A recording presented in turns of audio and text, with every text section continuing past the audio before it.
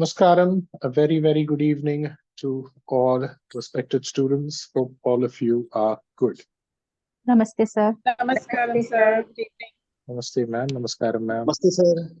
Namaste, ayya. Vanakkam, ayya. Vanakkam, ayya. Vanakkam, ayya. Vanakkam. Am I loud and clear to all of you? Good evening, sir. Yes, Good sir. evening. Pranam, Yes, sir. sir. Pranam. Pranam, ma'am. Pranam. Good evening, ayya. Good evening, ayya. Good Pranam, evening. sir. Pranam. Pranam, ayya. Pranam.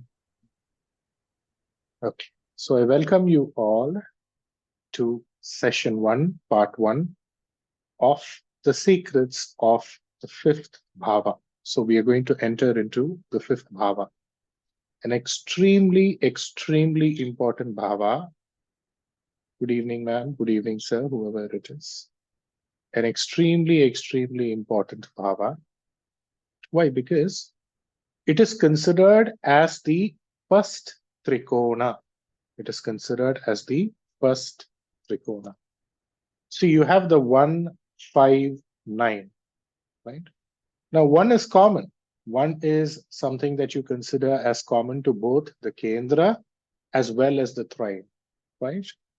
So when it comes to the trikona or the trines, the first trikona is considered as the fifth bhava.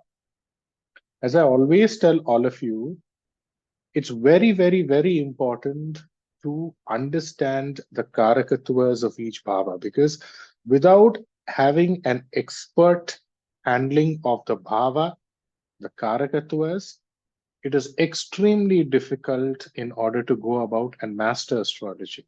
So I always say, mastery of bhavas is the mastery of astrology, full stop. After that, you can do whatever you want. That is, that just may add something to what you already know.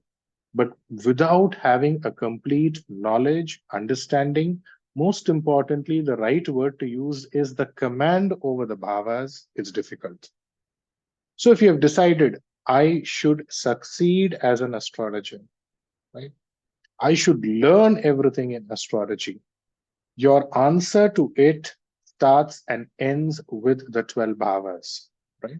So if you're able to stand up properly using the 12 bhavas, then of course there are so many subdivisions in astrology that you can get into. That is not a big thing. It would just take me about 5 minutes, 10 minutes. At times, certain concepts would take a few hours, not more than a few hours, to go about and educate you. But whatever you go, wherever you go, whatever research you do also, something to do with, the base, something to do with, the pillar of where you predict from, what you predict on, should be definitely based on what?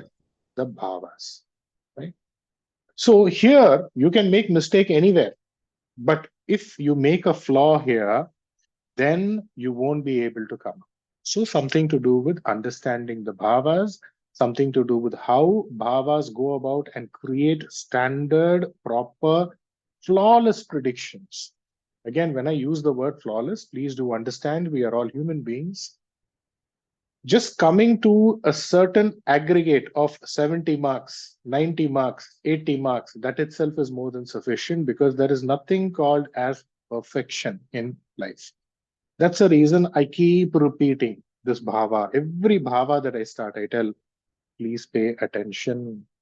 Please pay attention to what I'm telling. Each and every word that I'm telling, each and every rule that I'm giving, each and every sentence that I'm giving, please pay attention. That is the reason I keep telling you that, right? And you should also be able to go about and think beyond what I'm telling you. You have a conceptual understanding of something. I also take the pain and effort to apply it and give it to you, so that you are able to apply it and relish it immediately. Immediately you will be able to tell, sir, yes, this prediction works. Yes, that prediction works. Yes, it is true. That's the reason I keep asking you after each rule. How many of you can you share your experience? But you should go beyond my level. If you stay in the same level, what is the use? You should go beyond my level. You should think, you should contemplate, and you should come up with your own things based on your studies, right? Because I'm of 100%, I'm sure 100% that, understanding the bhavas can actually go about and support you in various levels of astrology. Namaskaram, Jayanti. So various levels, whatever you choose tomorrow, that does not matter. But the moment you have an understanding of the bhavas, even if a system has left you, even if a system is not supporting you, even if a rule is not supporting you, something to do with, what your core understanding, your ultimate understanding of the bhava is extremely important, right from the first bhava to the 12th bhava, and how you apply it, right? So you can listen carefully, and you can just listen carefully to whatever I'm telling. Namaskaram, Renu. You can listen carefully to whatever I'm telling. And when I tell you to write, that time you need to write. So listen carefully, right? See, here, the fifth bhava is called as the Purva Punya Sthana. The fifth bhava, what is it called? It is called as the Purva Punya Sthana. Again, the fifth bhava is also called as what? It is also called as the Putra Sthana. See, the fifth bhava is called as Purva Punyasthana, right?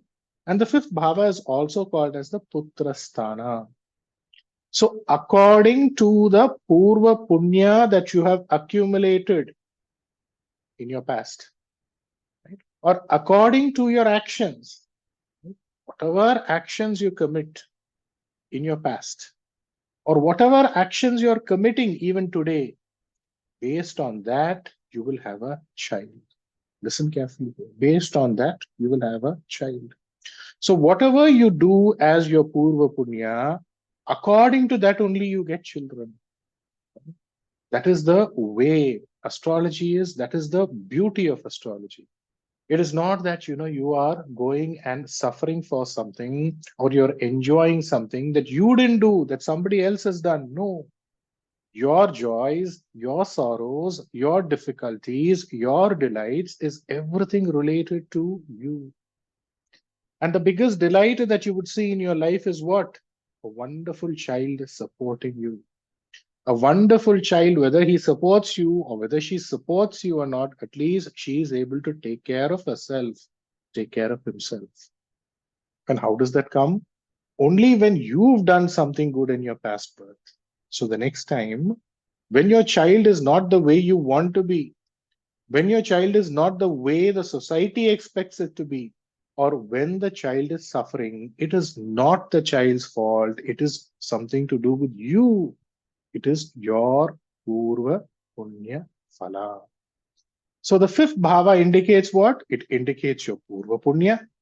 And according to your Purva Punya, you get your children.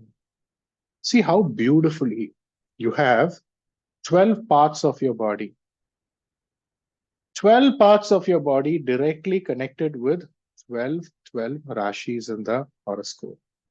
So that's the reason I keep telling, the more and more you understand Karakatwas, and more you understand it the way it's supposed to be applied. Because it is not just I'm teaching you something, I'm telling you way to apply. I'm also telling you how to look at the results, how to go about and infer upon the results, and make sure that you get the results as well. So once all of that is done, immediately you should come to a conclusion. Wow, this is an amazing journey that I'm taking. So whatever you do, whatever activity that you do, whatever activity you perform, according to the good or bad of it, you get your child, or a child is born to you. So that is why you should be careful. If your acts are not correct, if your conduct is not correct, if your behavior is not correct, if you do something wrong, then you would end up getting the wrong kind of children. Right? So this is the part. Now, all of you can start writing. First, let's get into the Jiva Karakatwas associated with what? The Jiva Karakatva associated with the fifth bhava. So write down point number 1. Write down point number 1. Your grandfather Obviously, we are referring to the father's father. Your ninth bhava indicates your father. So the ninth becomes what? The fifth bhava. Number two. Your putra or your child. Number three. Your maternal uncle. Your maternal uncle is the fifth bhava. See, you see in a lot of places, they say the sixth bhava indicates your maternal uncle and not the fifth bhava. No, you should not take the sixth bhava as maternal uncle. You should only take the fifth bhava as maternal uncle. One is, I've given you the logic behind it. The sixth is a female sign, Kanya Rashi, right? The fifth is a male sign, that is Simha Rashi. But is it only the reason because of which we actually go about and say that the fifth bhava indicates your maternal uncle or Simha indicates your maternal uncle? No, not at all. There should be a reason beyond that as well, a valid reason. See, it is your maternal uncle who gets the first right, isn't it? He gets the first right in all the events that happens in the family. Be it, you know what? Be it taking that first right, or be it heading that event when it comes to piercing the ear piercing ceremony, right? Or something to do with the tonsure, where you offer your hair, or during marriage. During all these important events in one's life, importance is given to whom first? It is the maternal uncle. So here, who gets the importance as far as the Surya Kutumba is concerned? It is obviously the Surya Kutumba. So sun gets the importance. Who's the Kala Purusha's fifth bhava. Next, let's get into the body parts. Am I clear? Am I loud and clear to all of you? Yes? Am I loud and Yes, clear to sir. all of you? Right. Next, let's get to the body parts. Your stomach. Your stomach. Where is the child formed? Where is the child formed? Once the child is formed, where is the child? It is in the stomach. So immediately, the putra sthana is also the fifth bhava. Your stomach, your belly. Belly is also the fifth bhava. The fifth bhava, right? So something to do with, you know what? Something to do with creation or formation of the child, right? Is in the fifth bhava. Again, something to do with, you know what? Something to do with your stomach is also the fifth bhava. Number seven. Your ancestry. Your ancestry. Sir, madam, which place does your grandfather hail from? Where was your grandfather raised?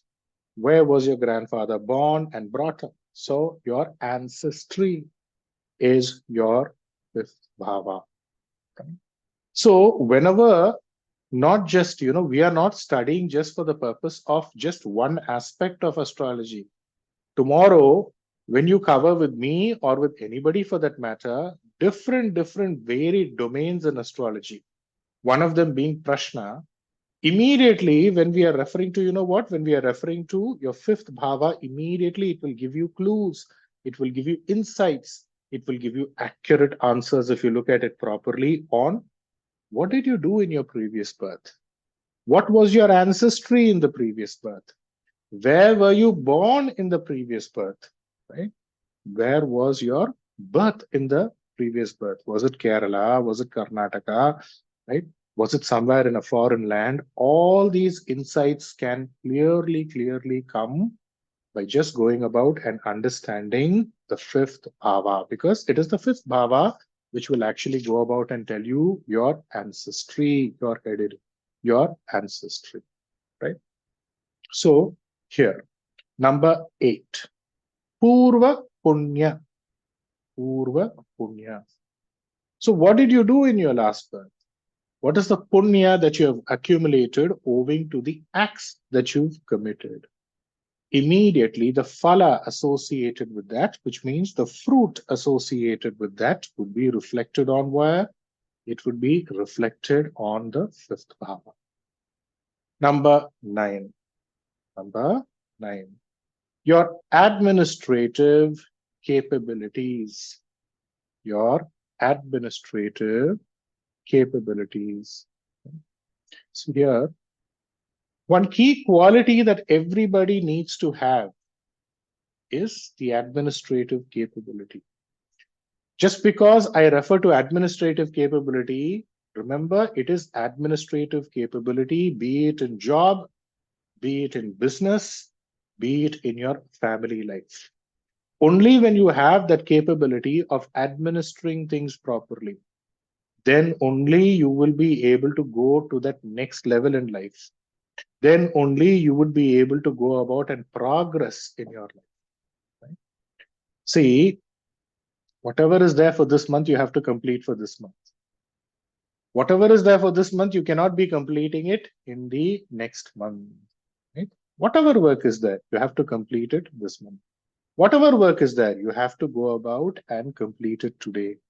Whatever work is there, you have to complete it as per the schedule. And this is what administrative capability is. And this is also related with, what your conduct, how you conduct yourself, right? Whichever job you are in, do you have a proper conduct? Are you having a proper way, discipline of approaching things? All of this is there in the fifth bhava. So you'll find a lot of people, right? They won't, they won't take one line. They will be studying somewhere. Suddenly they will skip from somewhere, join somewhere. Then they will study somewhere. Again, they will skip somewhere. That means what? The fifth bhava needs attention in this person. It has to be enabled. It has to be accentuated in this person. Why it is weak, right? Because you should do things in an order. You should do things in a procedure. Without doing things in an order or without doing things in a procedure, you won't be able to progress easily. That is very, very important. So the fifth bhava extremely becomes important. You start class 1, class 2, class 3. Like that, you go step by step.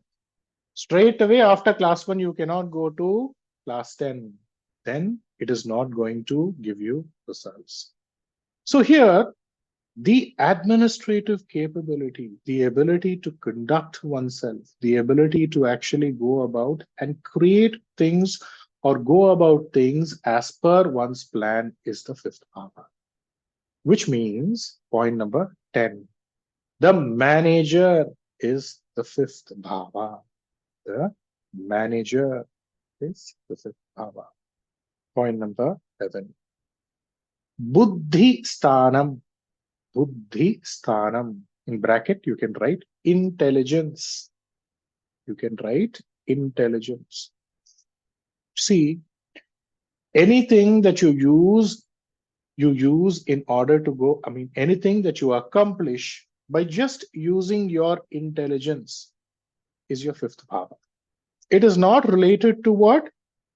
It is not related to exertion. It is not related to physical activity, right? You have the karmasthana, and obviously the eighth from the karmasthana becomes the fifth bhava. So it's about intelligence. I will use my intelligence in order to get what I want. So what does the manager do? The manager won't do any field work. The manager will say, what? Do this, do that, get this done, get that done, go here, go there. Have you seen any manager who removes his coat suit and he folds his collar and he is working somewhere? Is he lifting a load somewhere from the lorry? No, you won't see any manager doing that. That means he's not a manager.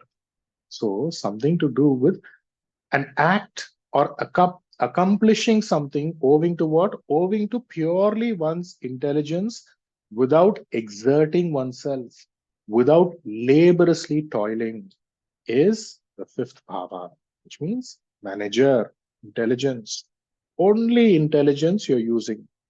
Only administrative capabilities you're using in order to accomplish something, right? So this is one thing. So people who sit and work, people who don't exert to work, people who use their intelligence to work, for them what is important? The fifth bhava is important.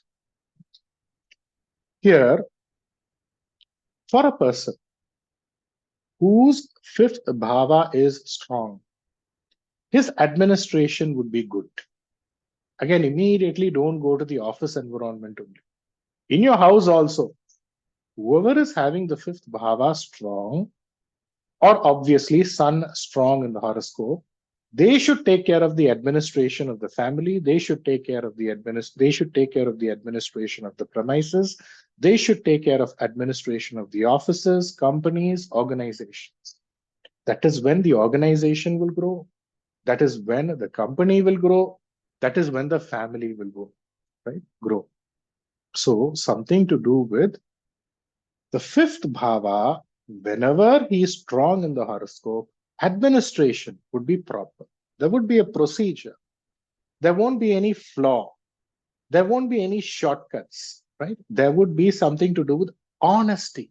All of these qualities are there, right? So this can be applied to what? This can be applied to your house. This can be applied to your job. This can be applied anywhere. Number 12. Number 12. Planning.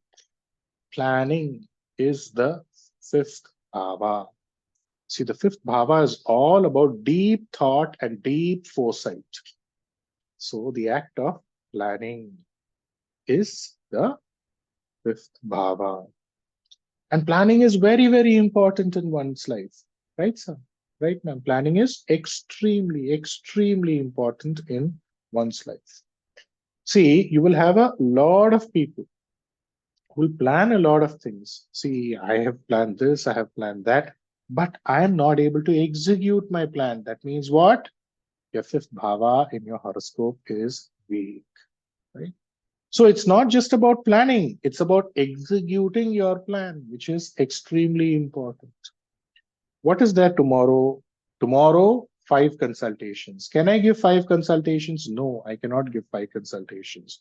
So how many consultations can I take? I can only take up 3 consultations. When? One in the morning, one in the afternoon, one in the evening. What else should I be doing? Oh, I have classes. So all this should be planned in an order. Whatever you're going to do tomorrow, all of that should be planned properly and it should be executed properly. What is it that you're going to do? What is it that you're going to do this week? What is it that you're going to do tomorrow? What is it that you're going to do day after tomorrow? That has to be planned. And that plan has to be executed. Only when you execute your plans one by one, little by little, that means you're going in the right path. That means your fifth bhava is functioning. That means you're enabling your fifth bhava. In spite of all your efforts, if you're not able to go about and go as per plans, or if you're planning haphazardly, or if you're planning unrealistically, or if you're not at all planning in life, which means what? Whatever comes, take it. That means there is something which needs attention to the fifth bhava, or the fifth bhava is not strong. Right? This is how it is. And this is the case with many people. You know, you would find a lot of people who are far, far intelligent than you, who have wider amount of knowledge, vast knowledge compared to you, but still they wouldn't be succeeding in life. Remember, the only thing they lack is what? Planning. The only thing they lack is what? Discipline. Just because of that, they are a failure in life, irrespective of how much ever knowledge they have. So the fifth bhava, planning. If the fifth bhava is strong, then your planning will be strong. So this is very, very important. Next. Your subconscious. You have the mind, the fourth bhava. Deep inside your mind is the fifth bhava. Your subconscious is your fifth bhava. Right? Sir, here you need to understand. Some people would say, so the words that you told, the words that you stressed upon. It is deep inside my heart. It is deeply itched inside my heart. It is registered in my mind. So all of this is an indication that, something is going deeper. Something is going even deeper and deeper inside your mind, which is your subconscious mind. Some people would also tell you, sir, whatever comes in life, I have to do this work. I have to do this business. Somewhere in my mind, there is a deep liking towards this business. There is a deep liking towards this occupation. I want to be an astrologer. I want to be a teacher. I want to be this. So the moment something to do with the deepness is associated, and it is not shallow, right? It is not changeable as the mind, but it is deep inside. It is in your subconscious. Then the fifth bhava. You have all these people who talk about positive thinking, who talk about, managing one's thought, something to do with getting into the subconscious mind. All of that can work for people who have something to do with the fifth bhava, which is strong in the horoscope, right? So that's one thing. Number 14. Number 14.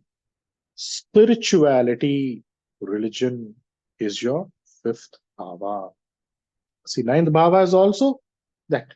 That is the next level. So when we are referring to spirituality and religion, at what level are you spiritual? Are you deeply spiritual and religious as a person? Or, are you shallow?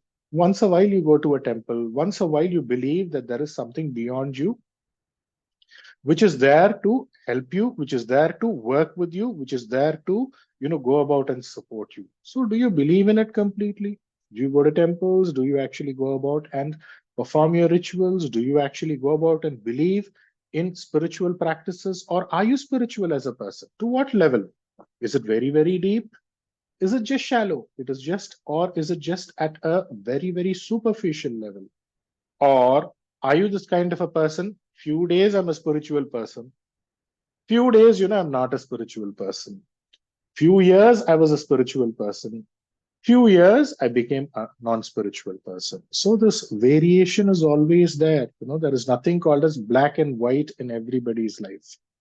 So here, the sthana or the place or the bhava, which indicates something to do with what? Something to do with your spirituality, religion, your customs, your practices is your fifth bhava. Because remember, I also told you about your ancestry. Number 15. Number 15. Your name, your fame, your fame is your fifth bhava. Your name, your fame is your fifth bhava. So what do all of you go and do in the temple? You go to the temple and pray, my dear Lord, my dear Ganapati, my dear Vinayaka, make sure or bless me with all the name and fame in this world. This is one category. The other category is, my dear Ganapati, my dear Vinayaka, make sure that, bless me, protect me so that the name that I have, the fame that I have, does not get tarnished in any ways. So somewhere your prayers are just centered around your name and fame. Even if you end up asking for money, even if you ask for finances, somewhere the core is what? You want people to call your name. You want people to know who you are. So it is your name and fame. So your name, your fame is your fifth bhava. Fame does not always mean you have to be a celebrity. I should be a known person. People should respect me in the family. My wife should respect me. My husband should respect me, right? So that is the way you should look at it from a realistic standpoint of view. Though literally, fame is also signified by the fifth bhava. Number 16. Your nakshatra is your fifth bhava. Number 17. Your Rashi is your fifth bhava. Number 18. Puja is your fifth bhava. Number 19. Mantras is your fifth bhava. So what do you do when you go to the temple? First, you tell your Rashi, then you tell your Nakshatra, right? And then the priest performs the puja or the archana on your name. Number 20. All of you writing down? This is for you to write down. All of you writing down? Yes? No? All of you written? Yes, sir. Anything? Yes, sir. Yes. Is the pace even? Is the pace okay? All of you are able to write down? Yes, sir. Yes, sir. Yes, sir. Yes, sir. Number 20. Your horoscope Yes, sir. is your horoscope is your fifth bhava. Your horoscope itself is your fifth bhava. Below point number 20, write down note. You put it as note. In bracket you can put, right? Note. When the fifth bhava in the horoscope is afflicted, when the fifth bhava in the horoscope is afflicted, right? Now, don't come into this conclusion if the fifth bhava lord, if the fifth has a Ashubha Graha, then only it means an affliction. No. Where is the fifth bhava lord? When I'm referring to the fifth bhava afflicted, it means both. It means one and the same. So, when the fifth bhava in your horoscope is afflicted, or when Simha Rashi in your horoscope is afflicted, when Simha Rashi in your horoscope is afflicted, then the Jataka's Jataka, which means what? The native's horoscope, there will be a confusion. There will be a confusion, which means there will be confusion pertaining to the native's horoscope. Write it like that. There will be confusion pertaining to the native's horoscope. Or, you know what will happen? This person will have two horoscopes. This person will have two horoscopes. Or they would have lost their horoscope somewhere. See, as of now, at least you can generate it. You have so many softwares, and you just need to go and type your name in the software. You just need to go to so many people who run online services to generate your horoscope. You will get it. But in most of the times, in those days, when I say those days, we're just talking about a recent past. Right? People used to go to a Panditji, Jyotishi, Josier, right? And they will give their birth details.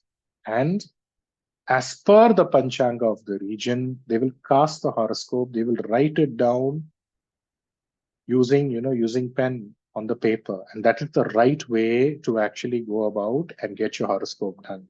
It is considered to be auspicious. Right?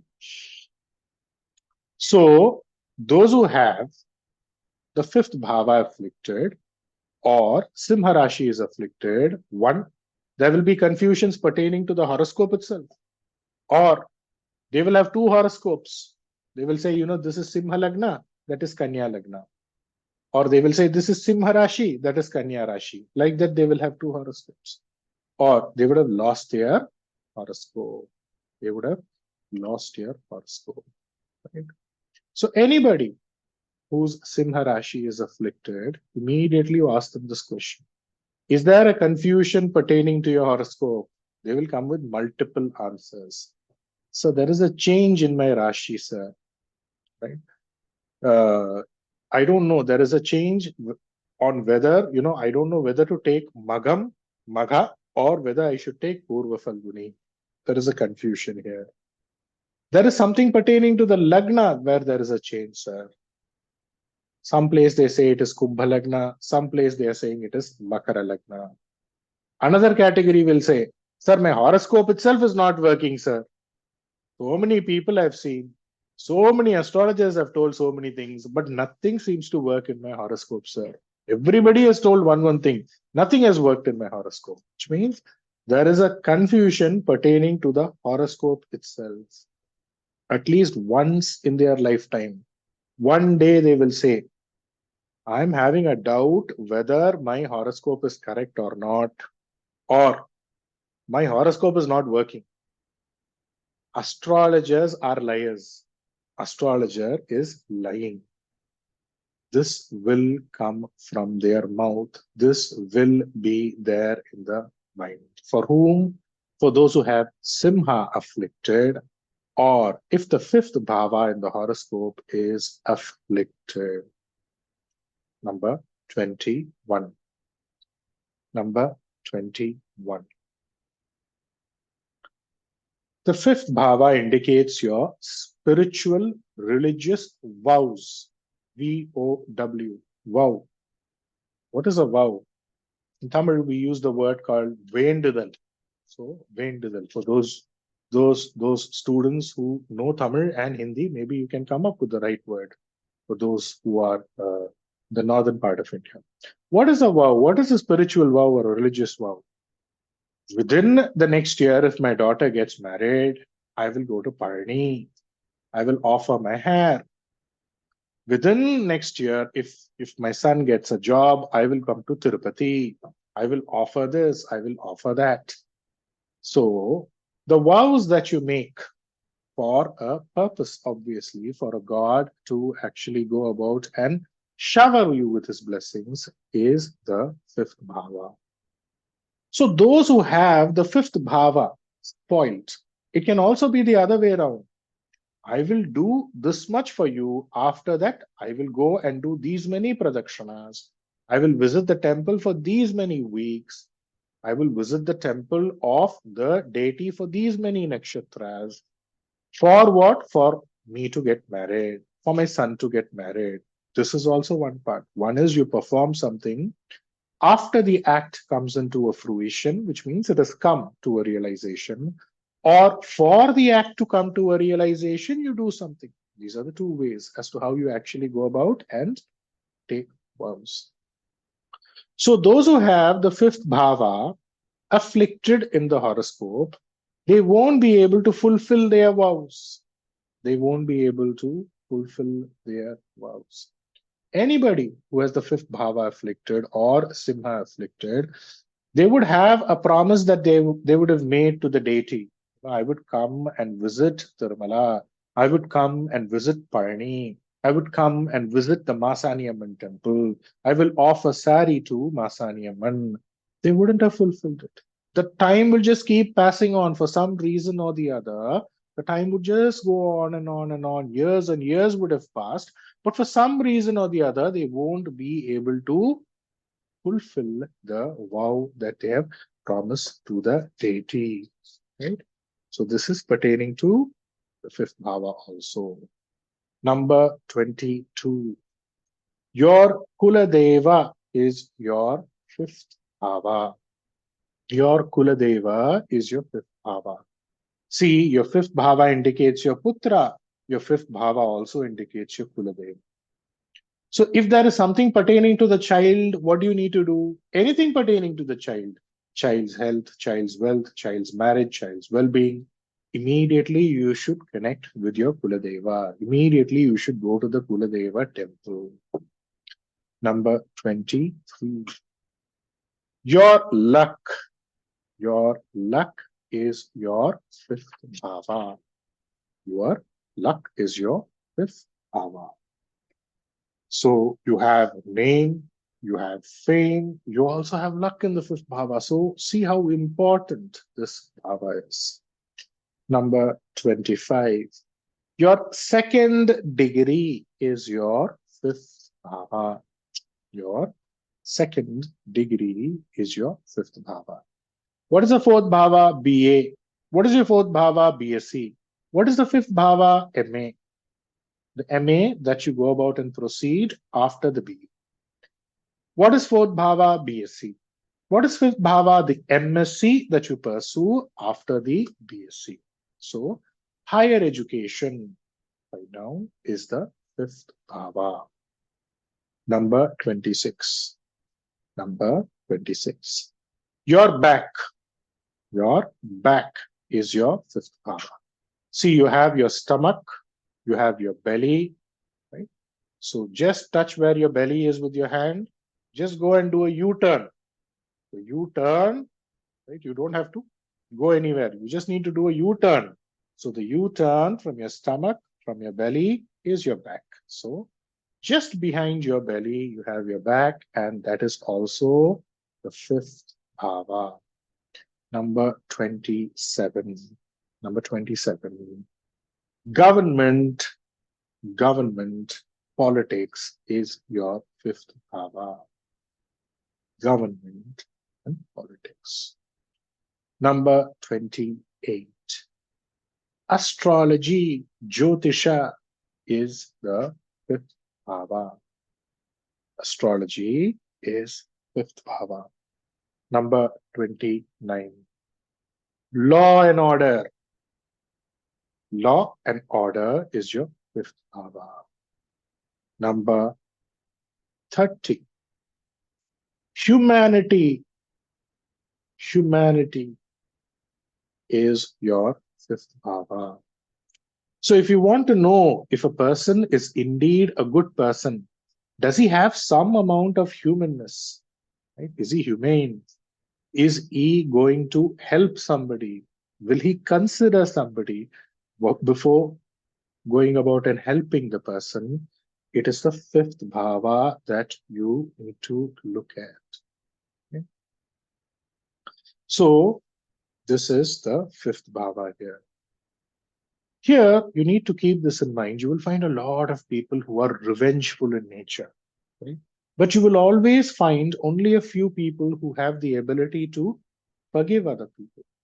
So when you are referring to somebody being humane, somebody who has humanity as a quality, the ability to forgive is human. That is what they say, no? So the ability to forgive is godliness or something like that. So the ability to forgive is a quality that is in very few people. Anybody who has hurt you in the past, anybody who is hurting you now, your immediate mind would go to, I should go and hurt this person back. You would be vengeful and you would want to take a revenge on that person. That is not the fifth bhavas signifying goodness. That is a fifth bhava which is afflicted. So if you're going in that direction, you should not go in that direction. It's okay. I forgive him, because that is considered as a great quality. It is considered as one of the great noble qualities that very few people have, and all of you should definitely cultivate that guna, right? Immediately you'll find people ready to go on a brawl, ready to go and fight with other people, ready to go and argue with other people. No, forgive other people. That is a great quality. That is the fifth power. Remember, whatever you do now, see, always keep this in mind whenever people ask you this question, I'm so good, I'm so nice, I'm so ethical, I'm so honest. Why am I suffering like that? Everything that you do, good or bad, gets accumulated. Everything that is accumulated is rewarded in the apt time, is rewarded in the right time. Your work is just to do your duty, and the reward is ordained. There is no denying that. It is either today, either tomorrow, either day after, if not in this life, somewhere else. But the reward is there. A reward, call it for the good or the bad that you've committed. This is the core crux of our belief and what is there that we see as a reality. Otherwise, how do we see people who are born in pitiable situations, who are born with grave diseases, grave ailments? What did the child do? Why is it that children are born who are having disorders, who are having problems? Some children are born who have disorder. They themselves don't know that they have disorder. You see children who are spastic, mentally challenged. They don't know that they are going through the problem. Who's going through the problem? The parents. They are going through the problem. They are crying day and night. Oh my God, why is my child like this? What have we done? So there should be a reason for that. And the reason for that is right here, my respected students. Number 3, lorry, trucks is the fifth bhava. Write down each and everything that I'm telling, because what I'm telling is important. The logic behind each and everything, I'm definitely going to let you know. And even if I leave out the logic also, anytime you ask me the logic also, I'm there to aid you with the logic. People who are accessing sessions which happened 1 year ago also, you're asking me the reasoning behind that, and I'm answering to each and every one of your questions. So I don't leave any of your questions, and just in case I miss it out also, you can remind me. But not, don't, just because I'm answering all questions, don't take the liberty of asking questions which are irrelevant, right? So always ask questions pertaining to the subject, pertaining to the topic, right? I'm always there to assist you, right? So here, the fourth bhava indicates vahana. That is correct. But when it comes to lorry, when it comes to the lorry where you put the load and you carry it, big vehicles, big vahana, that is something to do with what? Something to do with the fifth bhava and not the fourth bhava. I will give you a detailed understanding of that very, very shortly. Built house, point number 32. The house which is constructed. Built house is the fifth bhava. So you can write down those who have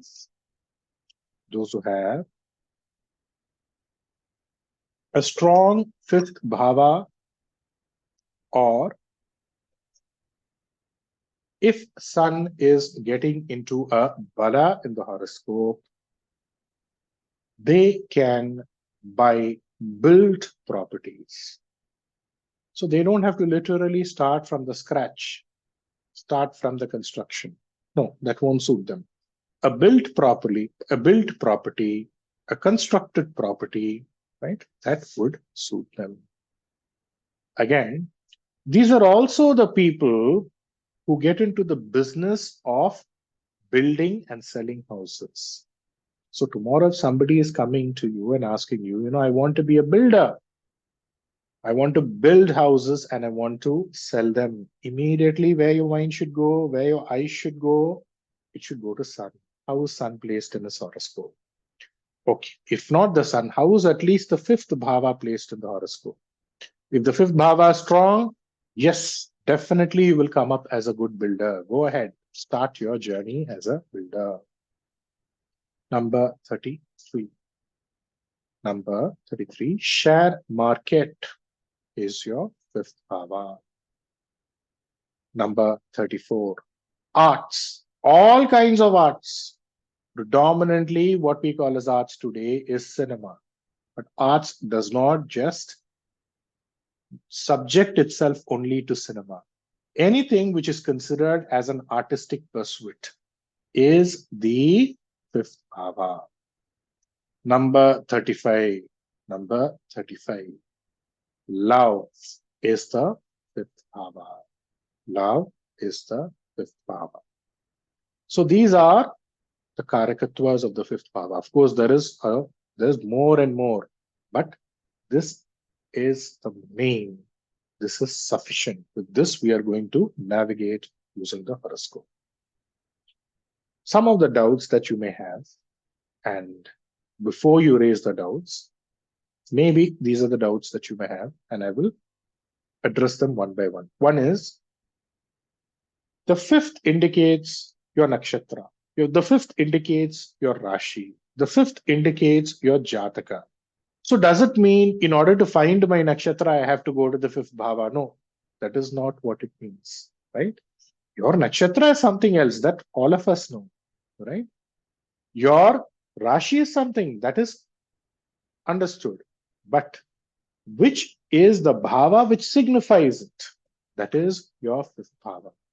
So does it mean just looking at the fifth bhava, I will be able to go about and know what this person's nakshatra is? No. Of course, there are simple things that is going to come. To know your nakshatra, to know your lagna, that is a different subject altogether. That we will get into when we get into advanced classes. But the fifth signifies your nakshatra. Fifth signifies your horoscope. The fifth signifies your rashi. So that's a reason when you go to the temple, of all the things that you could have asked the priest to do, what do? You tell them perform a archana on my name, on my nakshatra. Why? Because indirectly you're telling the priest, go and make sure that you enable, go and make sure that you ask the God to intercede and bless my fifth bhava, accentuate my fifth bhava, because that is what signifies your nakshatra, your horoscope, your rashi. Does it signify your lagna? No. Lagna is the lagna bhava. But is it connected to the lagna? Yes, it is definitely connected to the lagna. The fifth bhava in your horoscope is definitely connected to the lagna. So here, one simple way to understand this is, whenever you're extremely hungry, what happens to you? Let's say you're extremely hungry, and let's say it's 8 o'clock, 8:30, and I keep making you wait. 9 o'clock, 10 o'clock, 11 o'clock, and then I tell you, you know what, have a dinner break. What will happen? What will happen? Your head will start paining. Am I correct? All of you, yes, your head will start paining. The Yes, sir, moment yes. you delay your food, the moment you go hungry, your head will pain, which means the stomach, which is indicative of the fifth bhava, is connected with your head, which indicates the lagna bhava, right? And the fifth bhava, Lord Sun, Kalapurusha's fifth bhava, Lord Sun. Where does he get into an exaltation? He gets into an exaltation in Mesha, which is the Kalapurusha's lagna. Likewise, there is a interlink between one bhava with the other bhava. Like, for example, once again, the fourth bhava in your horoscope, the fourth bhava in your horoscope is connected with the ninth bhava in your horoscope. Why? Because the fourth bhava, what does the fourth bhava indicate? It indicates your heart. What does the ninth bhava indicate? The ninth bhava indicates your thigh. And you will find so many procedures related to heart, related to, medication pertaining to the heart, related to operative procedures, minute operative procedures pertaining to the heart. They are not performed on the heart, they are performed on the thigh. So you are doing something to do with the heart, a medication pertaining to the heart, an operative procedure or a procedure pertaining to the heart, not operating upon the heart, my respected sir, ma'am, but you're operating upon the thigh. So the fourth and the ninth are connected. And the ninth bhava, Lord Guru, Kalapurusha's ninth bhava, Lord Guru, gets into an exalted state, gets into a ucha sthiti in the fourth bhava, which is Karaka Rashi. So the fourth heart, the ninth your thigh, and this is how it is connected. So you should be able to interlink things. Of course, I'm actually going about and guiding you process by process, bit by bit. And that is how you actually come up with prediction. The fifth bhava indicates your stomach. What is in the stomach? That is where the child is born. That is why it is called as the Putra Sthana. Why? Because the child is in the heart only, 10 months I carried the child. 10 months my wife bore the child. That is the fifth bhava. So just see how the rishis, the great seers, the great chitta purushas or siddha purushas contemplated, worked in order to go about and understand the karakatwas, contemplate on all of them, and we are just here applying them. We are just here applying them to our current situation in terms of, how to predict. Right? The moment you understand the concept in the order that I'm giving you, immediately all the points will come. Gada, gada, gada, gada, gada. Quickly it will come. Right? One by one, as I'm taking you step by step through the process. Again, the fifth bhava is the sthana for promotion. Promotion. See, when you become a father, when a child is born to you, when your daughter is born, when your son is born, what happens?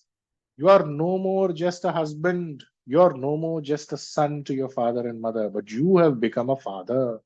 You have a promotion. You got a promotion for yourself. Promotion as what?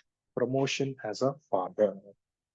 So the fifth bhava indicates what? It indicates promotion. Next, write down the next point. Point number 36. Vamsa vritti. Vamsa vritti. which means what? Do you have something to do with go about and expand your lineage? Vamsa Vriddhi for people in the northern part of India. Astrology. Why is astrology connected with the fifth bhava? Here is where you have the Rashi. Here is where you have the nakshatra. Here is where you have the Jataka. So obviously, astrology itself is the fifth bhava. Right? All those who have the fifth bhava afflicted in the horoscope or sun afflicted in the horoscope, they would say, my lagna is changing, my nakshatra is changing, my nakshatra pada is changing, right? One of them, right? Or I have two horoscopes, or I've lost my horoscopes, right?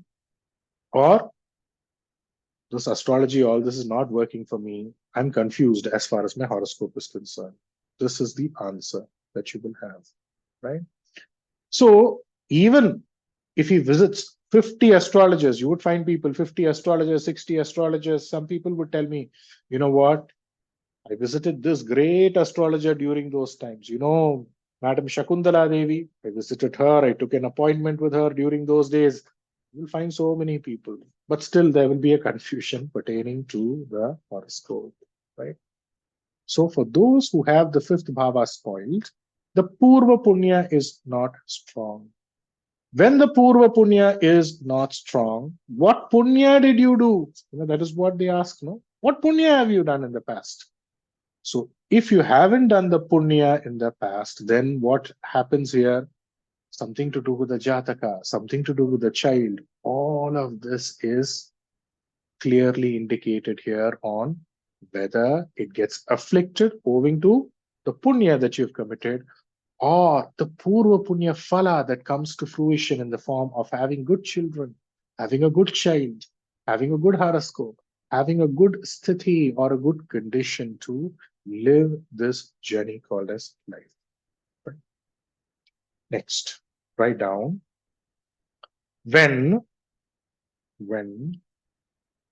the fifth bhava in the horoscope is strong, getting into a bala. Bala means what?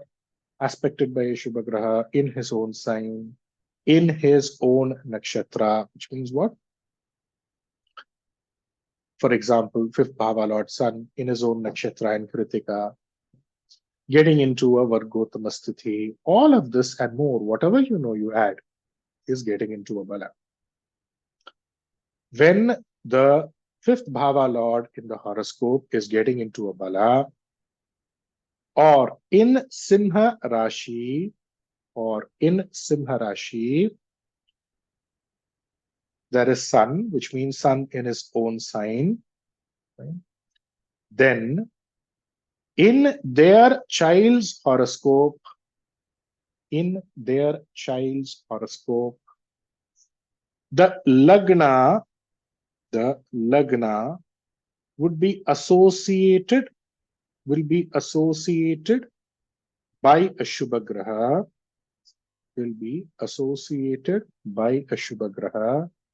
or the lagna lord will be strong.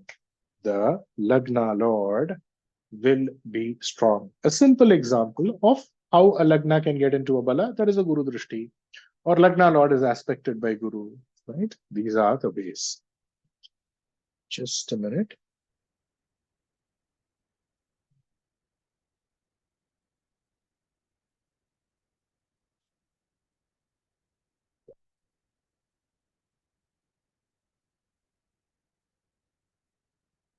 Okay. Just give me a minute.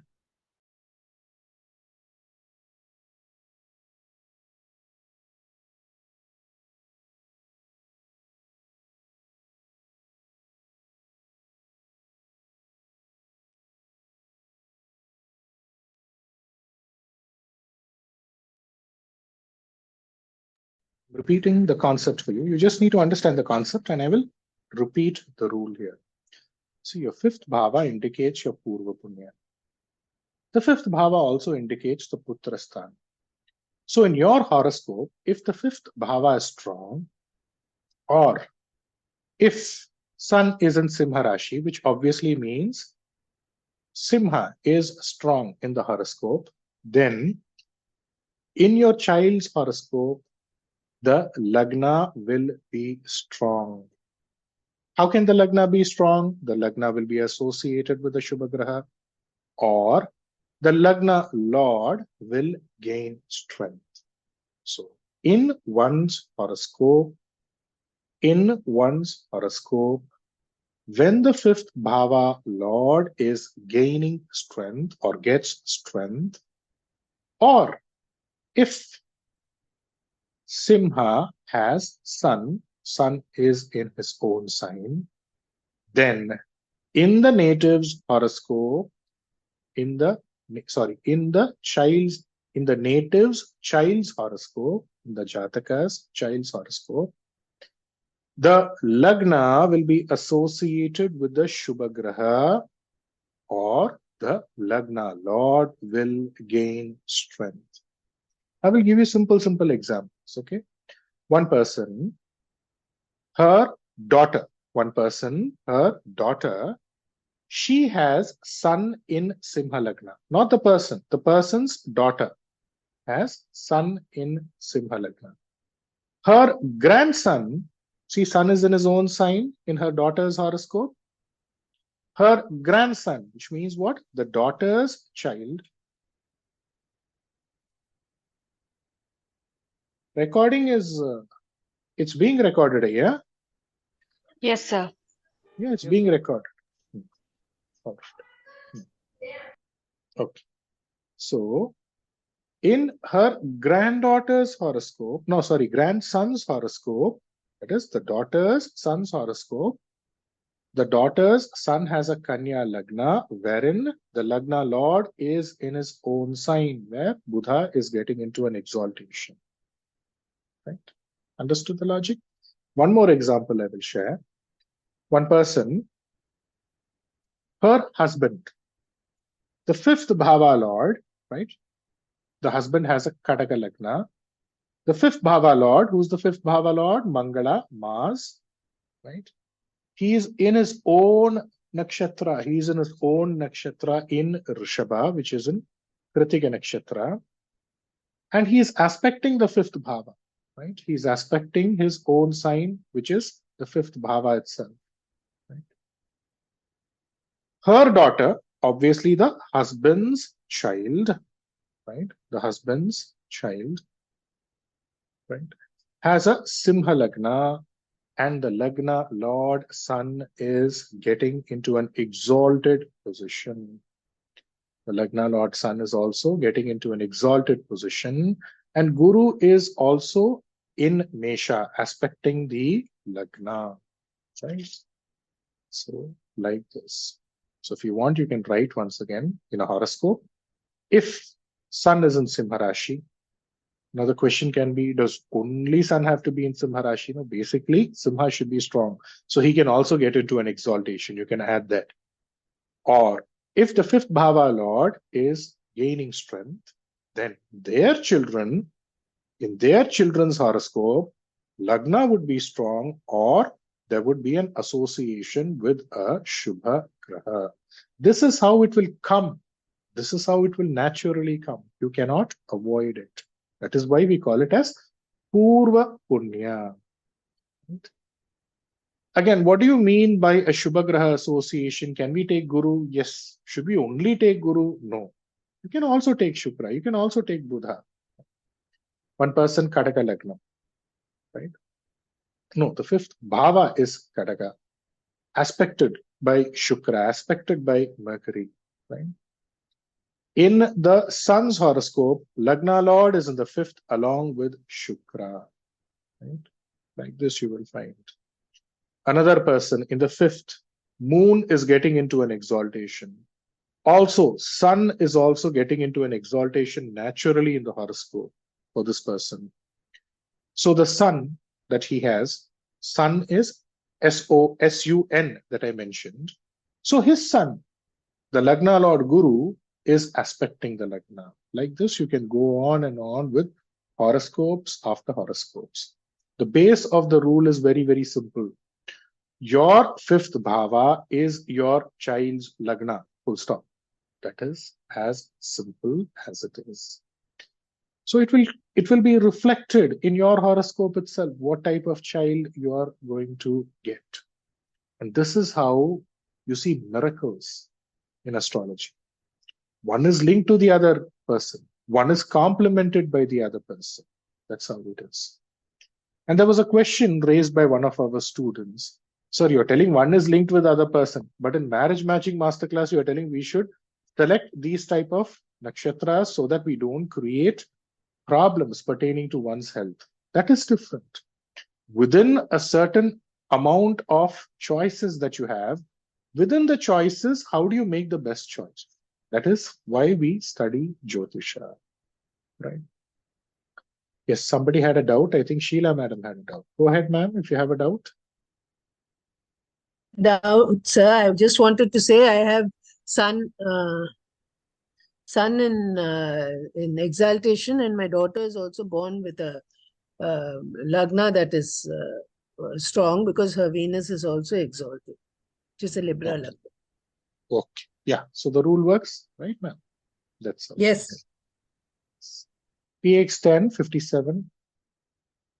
So, sir, good evening, Gurudev. Good evening. Namaskaram.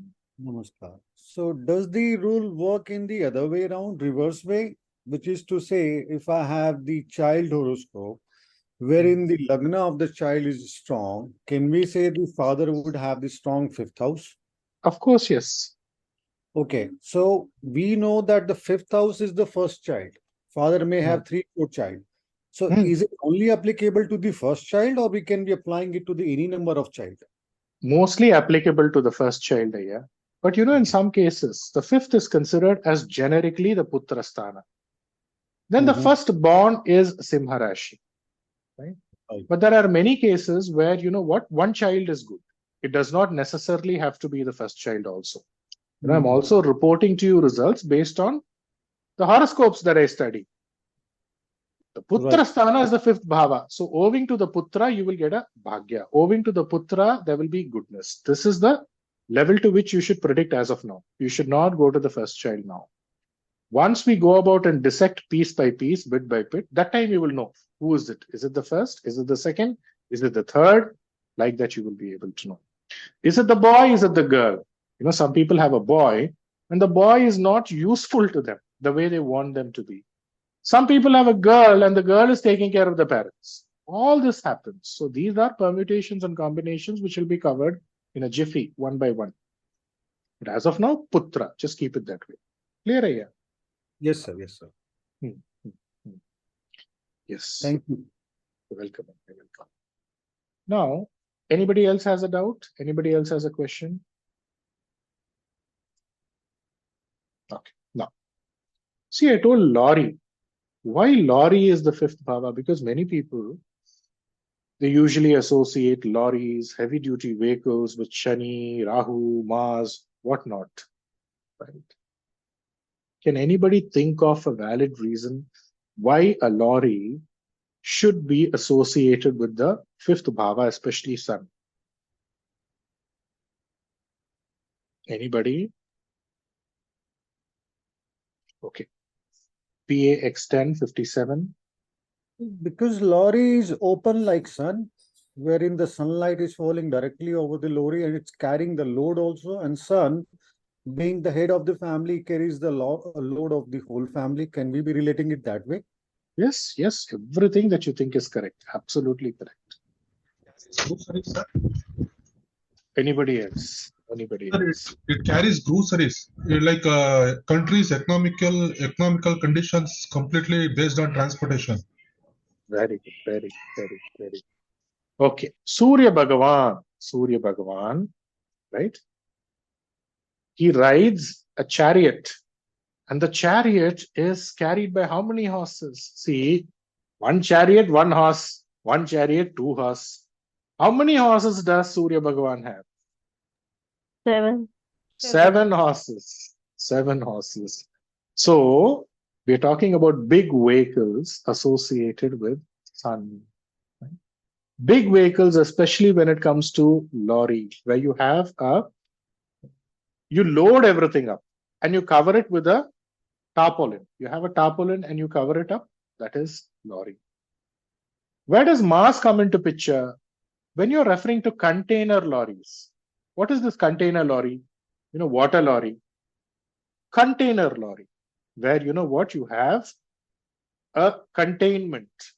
All these things which come from foreign countries, they come in big, big containers, or you've made a container, or you have constructed something wherein you don't know what is exactly inside. All that comes under the department of Mars. So container lorry, tanker lorry, right? Then you have these vehicles that you use for courier service, something which is completely covered, obviously with a built body, not with a tarpaulin, is Mars, Mangala. Write it down. Please write it down so that tomorrow you use it to teach others. Sun is always the lorry or the truck which is exposed to sun. And obviously, we are not considering it as the fourth bhava. Why? Because sun, 7 horses, right? What about the fourth bhava? Whatever you call as car, all that comes under the fourth bhava. Even, the vehicles like bus, that also can come under Shukra. Bus, car, luxury vehicles. You have these buses where they write sleeper bus. There itself, it is indicative. It is about luxury here. So whenever you're considering Shukra and Chandra, you consider car, bus, luxury vehicles, comfortable vehicles, vehicles for convenience. Lorry is sun. The reason I'm telling you this is somebody would come and ask you, I want to start a transportation business. So you should be able to go about and differentiate what type of transport business do you want to start. Do you want to start a courier company where you have this you have a vehicle and the vehicle is completely covered, or do you want to start a water tank business, water business where you would have to buy a water tanker or a water lorry? Then it becomes Mars or Mangala. Or do you want to start a transportation business, a literal transportation business where you're going to be carrying goods from here to there? Then it is Sun. You should not look at Mars or Mangala. Right? Generically, if you want to look at it, okay, you look at it, right? So this is how you need to actually connect. What about JCB? You have this JCB. JCB is associated with Shani Rahu. That is where Shani Mars. That is where Shani Mars comes into picture, especially the Mars associated with what? Associated with Vrishchika Rashi. But which is the nakshatra which indicates a JCB? I've told all of you, I've told students. It is Ashwini Nakshatra. Ashwini Nakshatra indicates JCB. Why? Ashwini is the horse. What does the JCB do? What is the JCB used for? It is used to pull mud. Have you seen a horse? What does the horse do while it is idle, while it is just standing? It will keep pawing the ground. Have you seen that? It will just remove the dirt from the ground. It will just remove the mud from the ground. What does the JCB do? The JCB just does that. So the shape of the horse. What it does, you need to connect. And immediately you would get a Karakatwa. Right? So this is how it is. Right? So when I refer to promotion here, I refer to the 5th bhava. Does the 9th bhava not indicate promotion? Yes, that is the next level. But first, this level, 5th bhava indicates promotion. Again, law and order. Law and order. Why law and order? The 5th bhava indicates something which is done as per procedure. It is done in a proper, correct format. It doesn't look at shortcuts. There's no shortcuts here. Sun does not believe in shortcuts. Surya Bhagavan does not believe in shortcuts. So in a family, let's say you find a person, a boy, the elder sibling is there and the younger one is getting married. What does it mean? The 5th bhava in this person's horoscope is spoiled. It is not strong. Why? Because, I don't care what happens to my elder brother. I want to get married to somebody, I will get married. That means what? The 5th bhava is not strong in the horoscope. So you associate a graha, a bhava with a person. You also associate a person's conduct, a person's character with the horoscope. Both ways it works. You don't have to look at a horoscope to know how the person is. Just knowing the person itself, you will know how the horoscope is. Elder brother is there. He's saying, I'm married. The fifth bhava in your horoscope is not strong. Okay, you've got married. Now be careful about, you know what? Who should you be careful about now? Who should you be careful about now? Be careful about childbirth. This also you should be able to tell without looking at the horoscope itself. That is the way predictions ought to be made. Let's say elders are coming inside the house and some boy or some girl is just sitting on the chair, one leg on top of the other chair, one leg on top of the other leg. What does it mean? His fifth bhava is not strong. He does not know to give respect to people who are elder than him or her. Simple. One word answer. You don't have to look into his horoscope. Right? Let's say some elder person is coming into the family and you're wearing a veshti and you have just taken your veshti and it is right above your thigh. You folded your veshti. That's not what you're supposed to do when elders have come to you. Customs vary from places to places. So when an elder person comes to you, you should not raise your veshti. You should not have your veshti folded. It should be down. If you have it folded, it means you don't give respect to that person. It means that your fifth bhava is not strong. So what is the custom in your place? What is the practice in your society? What is the practice as per your family, as per your region? If that is not being followed correctly, then it means the fifth bhava of the person is not strong. Right? Again, the fifth bhava, whenever it is strong in a person's horoscope, they will seek the permission of the parent before proceeding with any form of an action, any form of a decision. They will first take the permission from the father and mother. If the fifth bhava is spoiled in the horoscope, what would it mean? This person won't take permission from the father and mother. You should be careful. Right? There will be some people who come, Mummy, Daddy, I did this, I did that. You take care of it. Okay, bye. See you. That means what? The fifth bhava is not strong. Right? Number 36. You can write what? You can write discipline. You can write discipline. One's conduct, not discipline, conduct is the fifth bhava. Okay. The share market. What is the connection between the share market and the fifth bhava? See, anything which is taken care or licensed by the government. It is not that you just go and invest in the share market. The share market comes under the purview of the government. So anything which is licensed and it involves gambling, that is the fifth bhava. So immediately share market, you should not go into the Ashtamasthana or something to do with the eighth bhava. There is a difference between what you gain or get from the Ashtama bhava, and there's a difference between what you gain or get from the fifth bhava. So the share market, lottery, most of the lotteries, as much as I am aware of, they are all licensed by the government. They come under the purview of the government, right? You have the Bhutan lottery, Sikkim lottery. It used to be there. I don't know if it is still there now. It is done and organized by the government. So that is the fifth bhava. Share market is the fifth bhava. And by the way, a share market does not just signify that you just go there, put your money somewhere and expect some overnight success. No, that is not the share market. Really investing in the share market means you get to know the organization that you're investing into. Do you know there were so many people who visited a small company which was based out of, I don't know which place it was in that time. It was a small oil company at that time, right? It is not the software company that is known now. It was a small oil company that a son had to take over and run post the demise of his father. And people used to come there when it went public.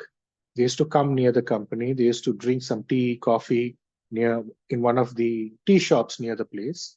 They used to inquire about the company and they bought shares from that company. And today the company is worth crores and crores of rupees. Does anybody know that company? It is called as which company? Which company is it? Wipro. Right? So investing in the share market involves intelligence, involves deep foresight. Intelligence and deep foresight. Remember, I told you what is inside your mind, not superficially. I will put 100 rupees tomorrow, I will take 200 rupees. Deep foresight is your fifth bhava. It's about investing money, it's about gaining money, it's about making money without effort and only using intelligence. This is something associated with the fifth bhava. See, all this I'm telling you one by one, logic by logic. Nobody will teach you like this, right? There were times when we learned astrology, going from one Guruji's to another Guruji's. At times, sitting with astrologers for hours and hours together and seeing how they predicted, why they predicted, what they predicted. Years and years of practice.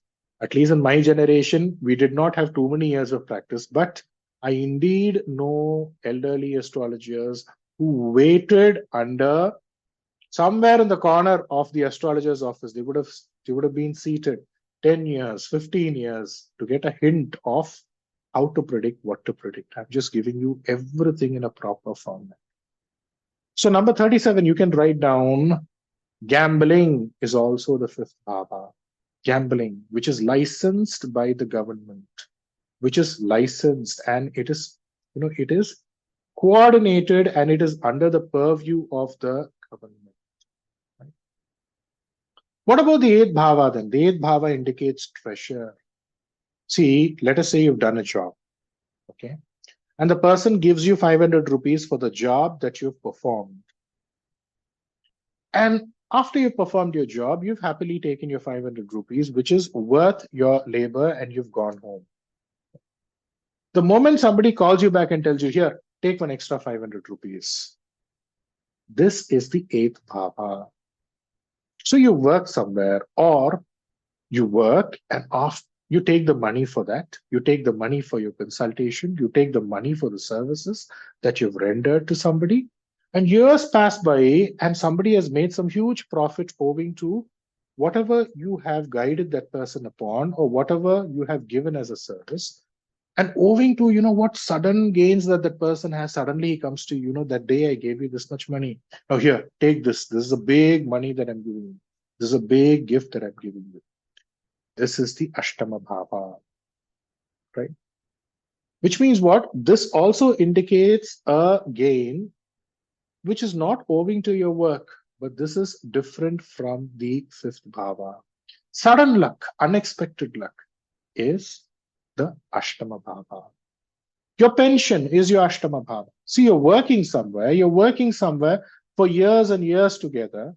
Every month you get your salary, and that is valid.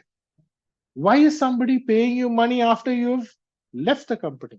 Why is somebody paying you money after you've left the organization? This is not expected. This is not for your work. Am I correct? So that is the Ashtama Bhava. And that's why pension, LIC money, all of that is associated with what? The Ashtama Bhava. Person is not there. For that person, you're getting money. What is this?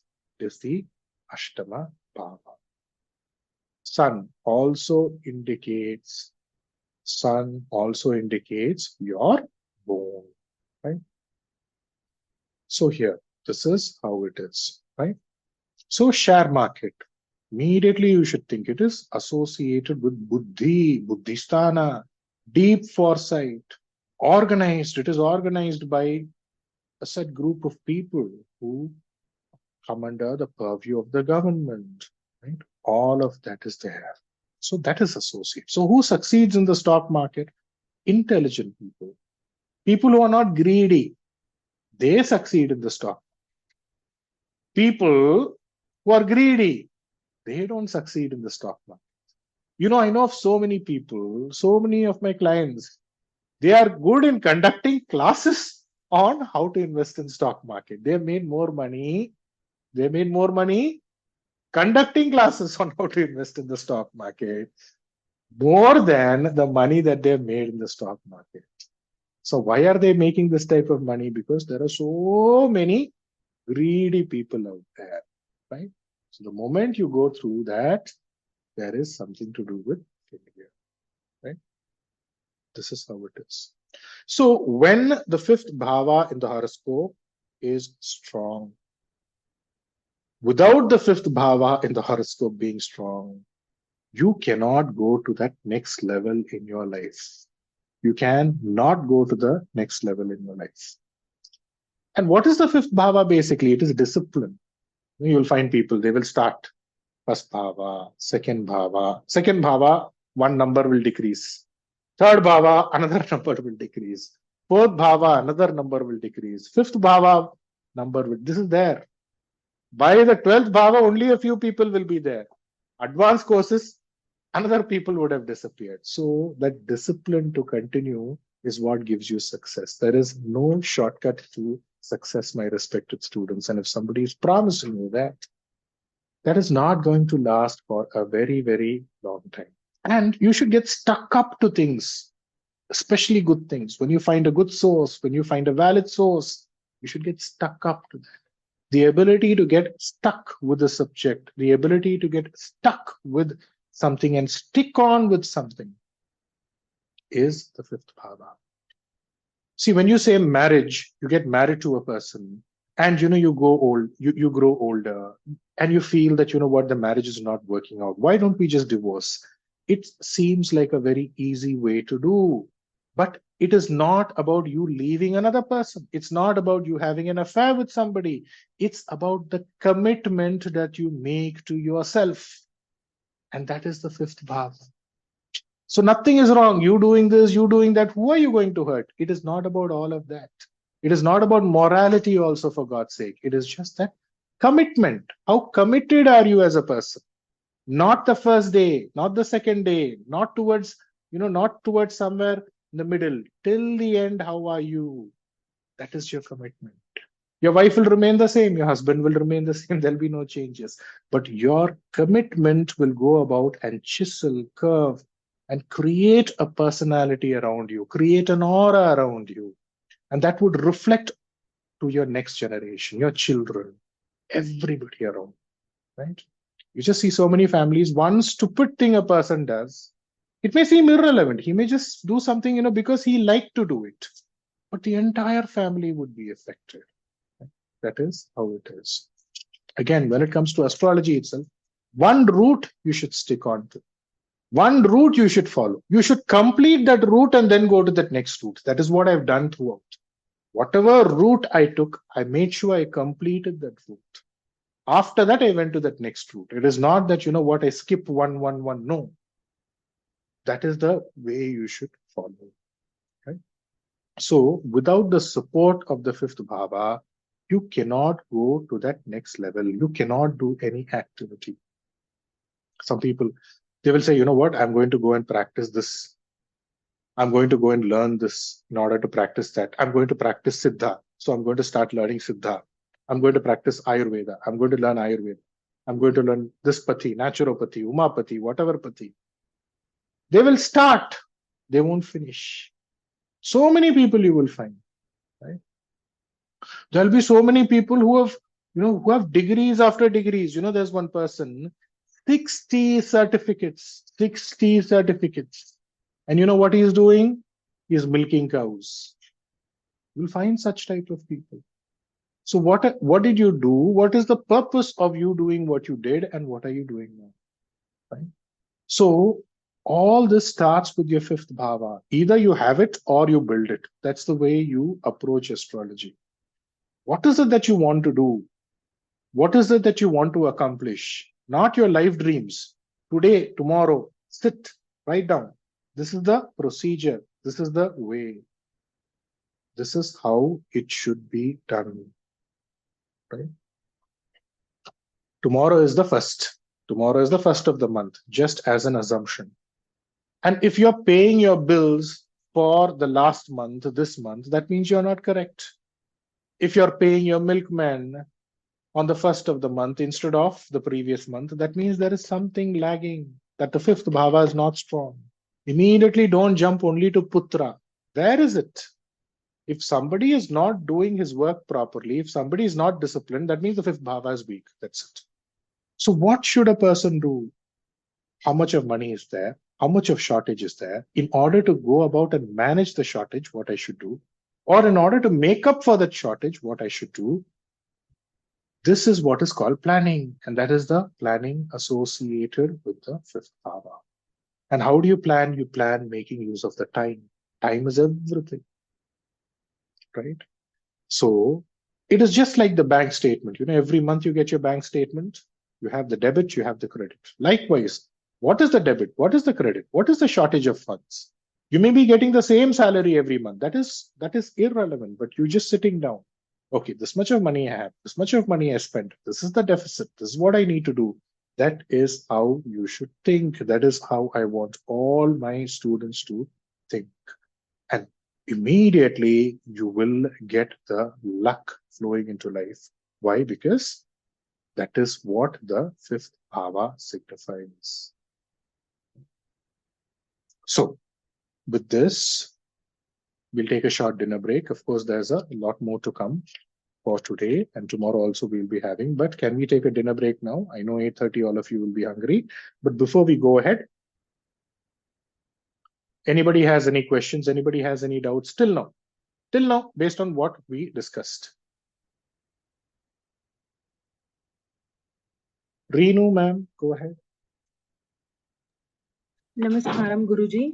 Namaskaram, ma'am. Namaskaram. Guruji, you said like when fifth bhava is not strong, the elder brother will be there and the younger one will get married. So it means the fifth bhava is not strong. So Guruji, you are referring to whom? Whether the elder brother's fifth bhava is not strong or the younger brother? brother's? No? Okay. I'm the younger brother. I'm not thinking of my elder brother.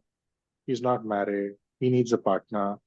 And I'm just worried about, my own desires. What does it mean? It's my fifth bhava of, discipline, my conduct, my family values, remember I told you all the karakatva, humanity. Thinking of the other person is the fifth bhava. It is not strong. That means the fifth bhava is weak. Okay. You get it? And Guruji, I want to share it. I have a horoscope.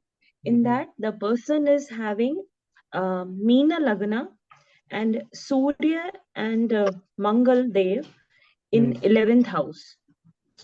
Okay. So the Mangal Dev is exalted.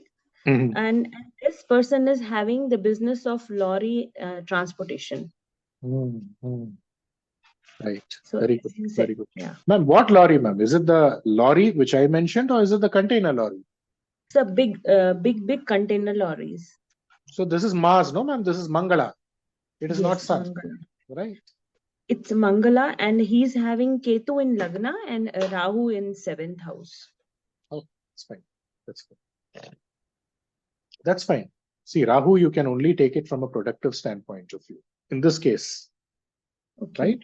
Because Rahu will be associated with Makara, no, ma'am? Where Mars, Mangala, and Surya is there, right? It will only expand the business. Yes, Guruji. And he is working in the foreign country only. Okay.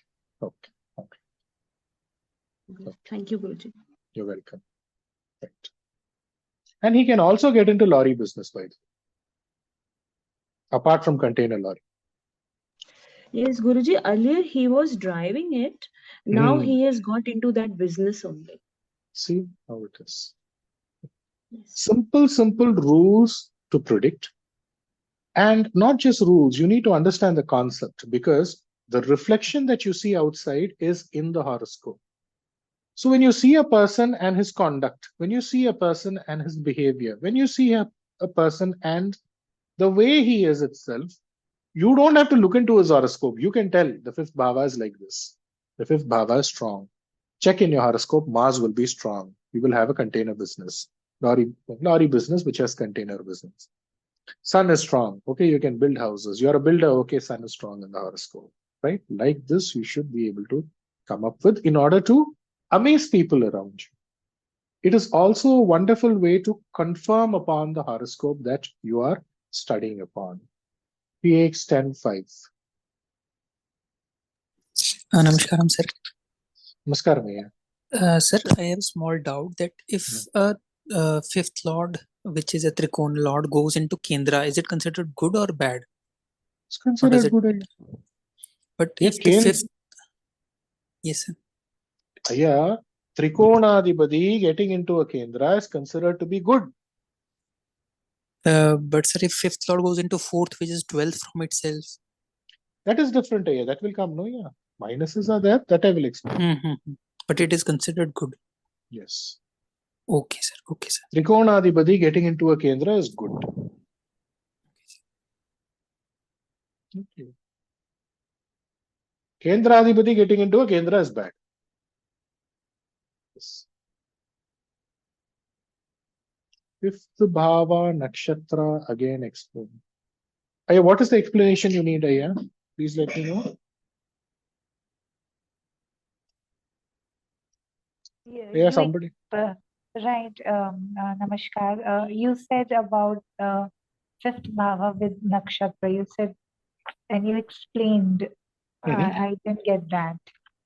Ma'am, the fifth It was bhava a in your 16 horoscope. point, right? Your nakshatra, you said. The fifth bhava in the horoscope signifies your nakshatra.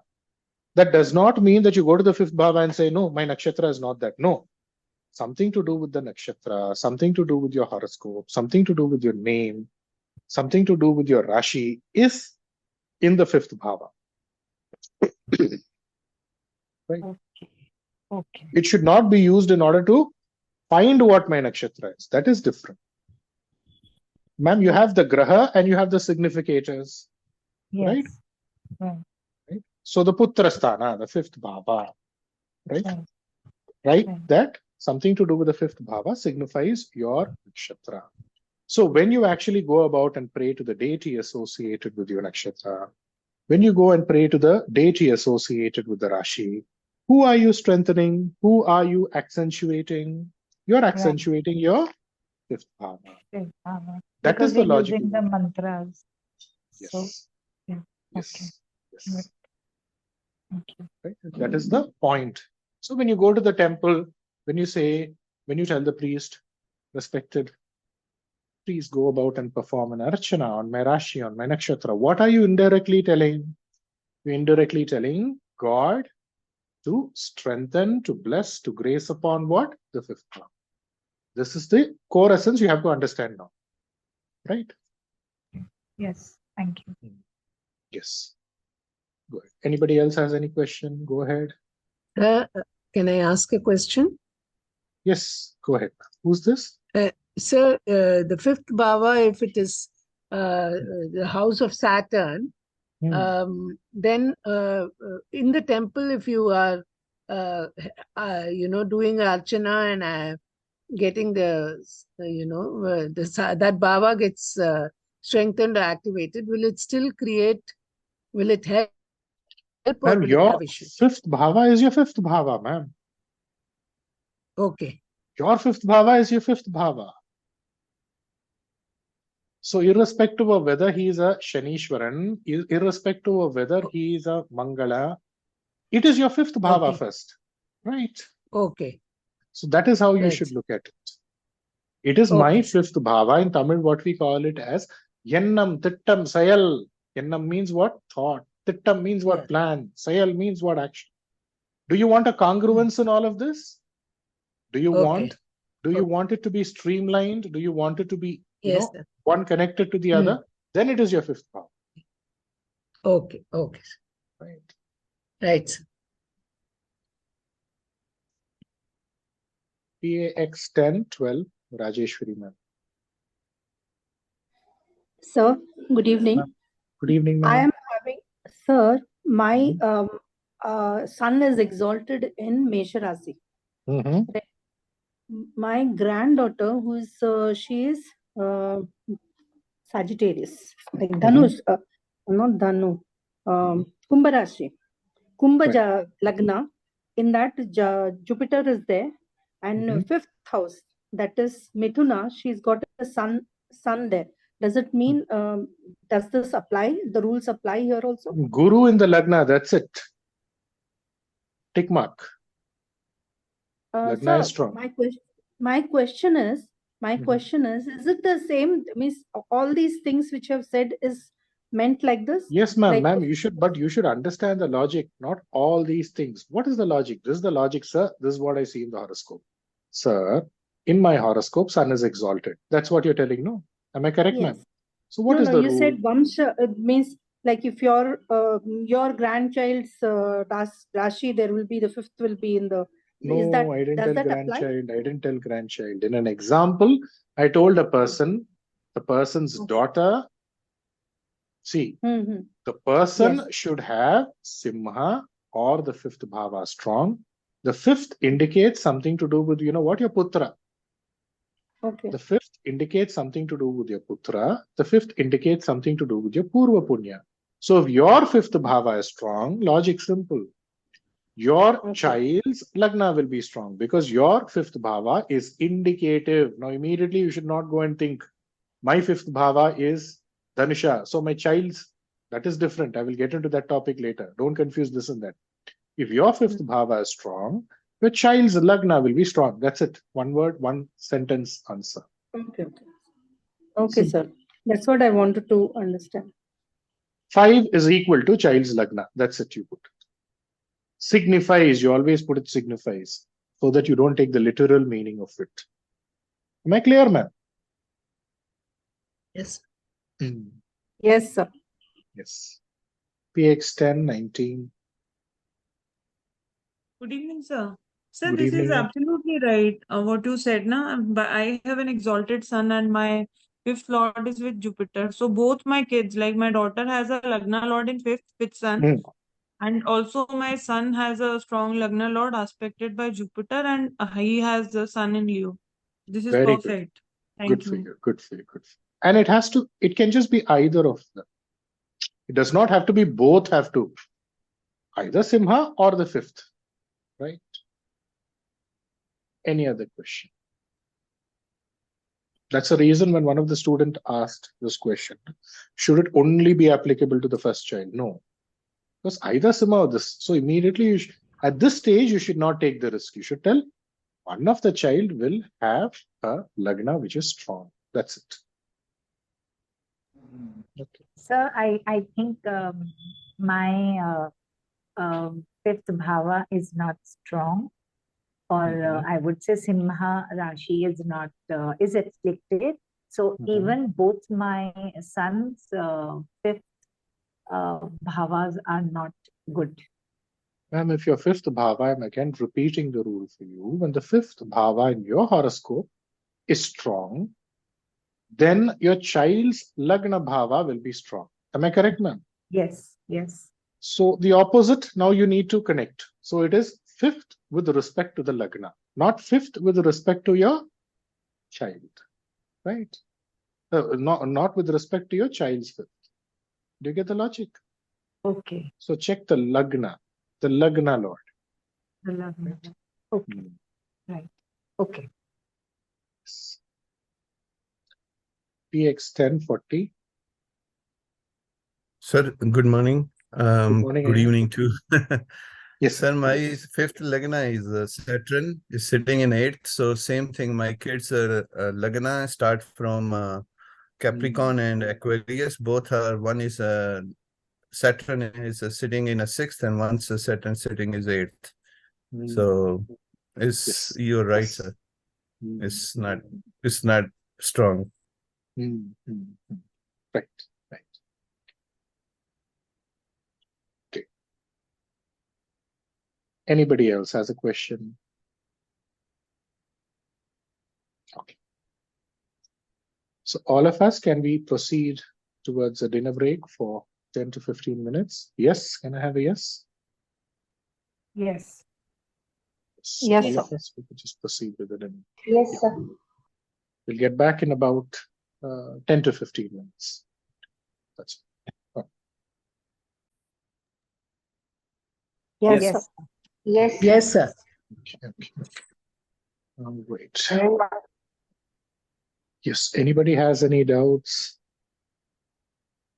So in that case, if sun is not strong, but fifth bhava is strong, then what we can do? One of them is okay. One of them is okay. You can take. Okay. Okay. Right. Any other question? Sir, regarding pension or getting a bonus, wouldn't that be commission also, which falls in the third bhava? Commission pertaining to what, ma'am?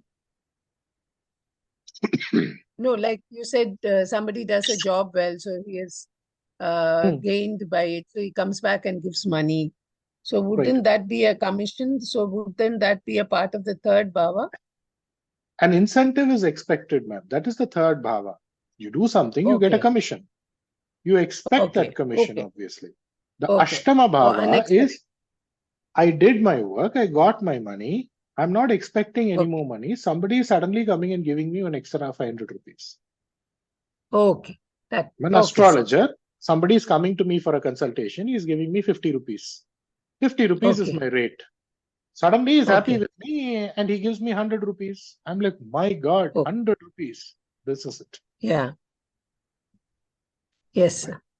But why are we discussing the eighth bhava, sir? No, because I was talking about lottery. I was talking about share market. So many a times people construe that, you know what, lottery, share market is like sudden gain, sudden luck. So what is the difference here? Right? Yeah. Okay. Fifth bhava also indicates gambling, but, you know, it is something which is, you know what, systematically done. It is done by a governing authority. It is done by a governing authority, right? Most likely a government body. Bhutan lottery, Sikkim lottery, right? Yeah. Okay, sir. Clear, sir. Thank you, sir. Any other question? Sir, I want to ask Sir, Shamita here. Yes, go ahead, ma'am. Sir, when you explained the 20th point, you just gave me a note telling when the fifth bhava in the horoscope is afflicted, or when Simha Rashi in horoscope is afflicted, then there will be confusion. So in many places you kept repeating about that Simha Rashi, okay? Is there like any connection between that fifth bhava, or is it a rule or something related to? I'm more confused, like I want to know about Simha Rashi, why you repeatedly told about that.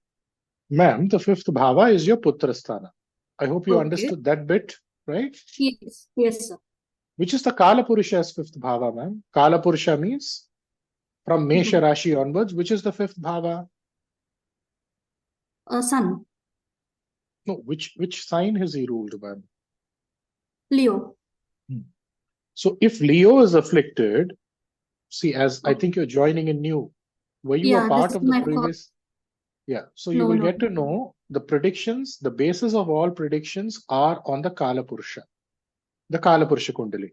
So whatever is there as per the Kala Purusha Kundali, 90 to 95% of the horoscope will function. Your horoscope will function as per the Kala Purusha Kundali. So when Simha is afflicted, it is the Kala Purusha's fifth bhava. Am I correct, ma'am? So the Putra Sthana will naturally be affected. Right. Okay, now the connection makes sense, sir. Yeah, that's the whole point here. Thank you, sir. You're welcome. You're welcome. Okay. So one of the students just previously asked me, so one is proper, the other is not. That means for what is proper, you will have a child.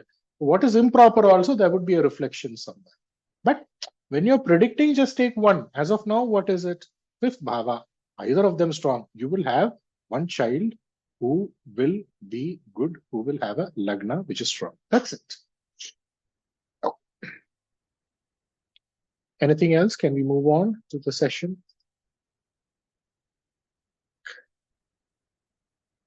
Okay. All of you return back. Is anybody still? I hope not. Okay. So write down point. So you should also think, you should also contemplate. So if I say the fifth bhava indicates luck, just put this in your mind. Just contemplate. if the fifth bhava signifies luck, so the fifth bhava adhipati obviously signifies luck, which means the fifth bhava lord. So wherever that lord is positioned, what should it tell? It should tell luck pertaining to that bhava, right? So based on this, write down when the fifth bhava lord is in the fourth, or if it is in the earthy signs, then they will have luck pertaining to land. I'm repeating the point again. When the fifth bhava lord, why the fifth bhava lord? Because he indicates luck, is in the fourth bhava, or if it happens to be in the earthy signs. Which are the earthy signs? Any one of you? Anyone wants to? Yeah, 2, 6, 10. Taurus, Kanya, and Capricorn, sir. Taurus. Taurus is what? Rishabha. Okay. Then Kanya, and Capricorn. Makara. Right? Makara. So when in the fourth or when in the earthy signs, one will have adrishta, which means what? Luck owing to land. So you should be able to think like this. This is the next level of predictions. Using this, what do? I need to predict. Just like that, mugging up is not going to help. Just like that, you know what? Repeating what I tell is not going to help. Why? Because you are far, far ahead of me. Your knowledge, your exposure, your experience, the kind of people who you meet, all of this is far, far ahead of me, right? I'm just a small villager. So you should be ahead of me. So now when I say adrishta or luck associated with land, what does it mean? Luck literally associated with land, correct? Then building properties, building, going about and building properties, building buildings, and owing to that getting luck. This is one way to look at it. But anything below the soil will go and give him luck. That should be the way you should be able to go about and take the point. So somebody is asking you a question. Can I buy properties and sell? Yes, that should be a yes. Can I go for a quarry contract? Yes, you should tell them a yes. Can I go and start a brick business? Right? Yes. Can I go and take a dealership for cement or cement business? Whichever level the person is in. Yes. Because owing to the earth, there is profit. Owing to the fourth, there is profit. This is the way you should direct your thoughts. Okay. Next point. Write down arts. Write down arts. See, before we get into arts, you need to understand every occupation that you pursue has the ability for you to actually go about and use an artistic approach towards it. Arts always does not mean that, you have to be dancing and you have to be singing and you have to be in the media or the cinema industry. That is there, okay? Because that is our myopic, which means what? Small definition of arts. Arts can be so many things. Somebody can dance, somebody can sing, somebody can be in the movies. But above all of that, when somebody has an artistic approach towards anything that he pursues, it could just be the way you take your notes. It could just be the way you speak to people. It could just be the way you speak to your customers, teach students. Everything has a art, or everything has something to do with, an artistic approach. Of course, there are 63 different types of arts. So in any of these arts, and it also means people who are connoisseurs, people who like, people who enjoy arts. This is one. Two, I'm sorry. The third is people who have an artistic approach towards all that they do. See, the reason I'm giving you so many points is when somebody says, no, I'm not in the cinema industry, no, I'm not in this, immediately you should not backtrack. Rule is rule. How do I apply it? Rule has to work. You cannot say, no, it is not working for me. Just because it is not working for one person, you cannot take back the rule. No. And you need to be stubborn on certain things in life. You have to stand for certain things in life. You cannot just entertain people who say, no, no, no, no, no, no. Rule is rule. Let's say why, let's say where it is working. Let's see why it is not working. That is how your approach should be, irrespective of whether you learn with me or anybody. Anybody who has some credential, okay? Not everybody. So the reason I'm giving you this, this variation is so that you're clear. Okay, arts, right? So whatever he does, sir, he has artistic approach, sir. The way he approaches it itself is very, very artistic, right? And this is the way some people are. And when it comes to something to do with the fifth bhava, it's very, very important that, whenever you may have so many problems in life. Everybody has problems in life. But when it comes to work, there are just two options that you have. One is approach it with devotion. Two, approach it artistically. Approach it as a person who is, crafting something, as a person who's painting something. These are the only two options you have. You cannot carry your stress from your home. You cannot carry your problems in your life to the work. You cannot say, sir, I'm having fever. Sir, there's a lot of tension in my house.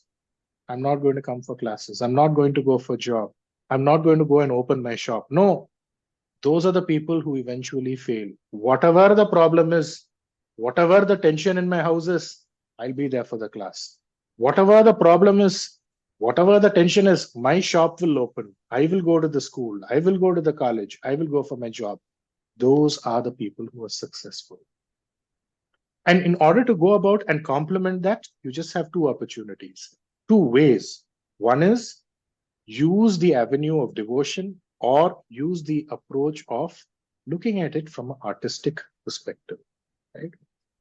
So you can actually go about and look at arts from the fifth bhava. You can actually go about and do all of that. And I would be actually going about and discussing the rules one by one. But before we go to the rules, always keep this in mind with whatever discussion we had about the fifth bhava. From now, fifth bhava strong, fifth bhava weak is not what we are coming for this class for. Fifth bhava, what do I need to do with my fifth bhava? I need to start planning in life. I need to start planning, forget life, forget what I'm going to do 10 years from now, tomorrow morning onwards, till evening, what I'm going to do. This type of planning should be there day to day. The moment you start doing that day after day, small things. It can be that you're a jobless individual also. But in that joblessness, plan this, at least start doing that, and you would see your life improving. Your sharpness, your intellect, your intelligence will improve. It's just like I'm going to Madurai. If I'm going to Madurai, why am I going to Madurai? One small piece of paper, write down in Madurai, I'm going to do this, do that, buy this, buy that. On the way to Madurai, there is Satur. On the way to Madurai, Virudhunagar. So what do I have? Do I have something to do in Satur? Do I have something to do in Virudhunagar? Write it down. I will do all this here. I will do all this there. Or if you're somewhere in a small village like me, almost about 6 to 7 months, I stay in my native village. So when I'm going to the town, plan everything. What do we need for this week? What is it that we need to buy? Full. You should write down all the things you should buy, so that for every small things, you should not keep traveling 5-10 kilometers. So this is the least you should inculcate in order to go about and accentuate the goodness pertaining to the fifth bhava, irrespective of how your bhava is. And the results will come. The results will come one day. No, I know so many people, and I'm sure you know so many people. One person, 22 years ago, he bought a land worth 27,000 rupees something. Just recently, he sold his property. That property worth, you know how much? It was worth 5 lakhs. So 23,000 to 5 lakhs. What happens? You plan, you invest, slow, steady. That is the way, how you actually go about and enable the fifth bhava. Right? Next. Write down the rule write down.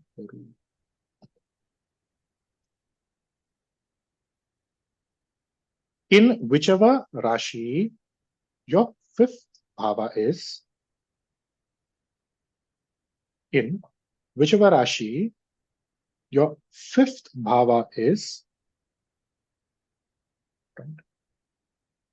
that is, in whichever Rashi, not your fifth, I'm sorry. In whichever Rashi your fifth bhavadipati is, your fifth bhavadipati is, your child's lagna or Chandra or sun will be in the nakshatra of that Rashi. Write down the rule. I will explain. So repeat, sir. In whichever bhava, in whichever Rashi your fifth bhavadipati is, your child, the child's lagna or moon or sun will be in the nakshatra. Nakshatra means what? Each Rashi there will be 3 nakshatras. Nakshatra of that Rashi. Write down the rule. I'm going to explain that immediately. All of you written? Yes? Somebody wants me to repeat? Written. Okay. Now, let us say, for example, somebody's fifth bhavadipati, right, is seated in Kanya Rashi. Somebody's fifth bhavadipati, which is the fifth bhava lord, which signifies the putra, is seated in Kanya Rashi. So in Kanya Rashi, which are the nakshatras? 1, the nakshatra ruled by whom? Surya Bhagavan. 2, the nakshatra ruled by whom? Chandra Bhagavan.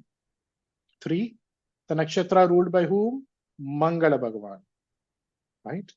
So, in his child's horoscope, the child's lagna or sun or moon will be in the nakshatra of sun or moon or Mars. This will work for all of you. Immediately, if it does not come, you should not jump and tell the rule is not working. No. See in which degree. Always keep this in mind. You should also come to this point of analysis wherein you should look into the degree. Let's say if it is not working, why is it not working? You should make it work. How do you make it work? Look at in which degree the bhava is.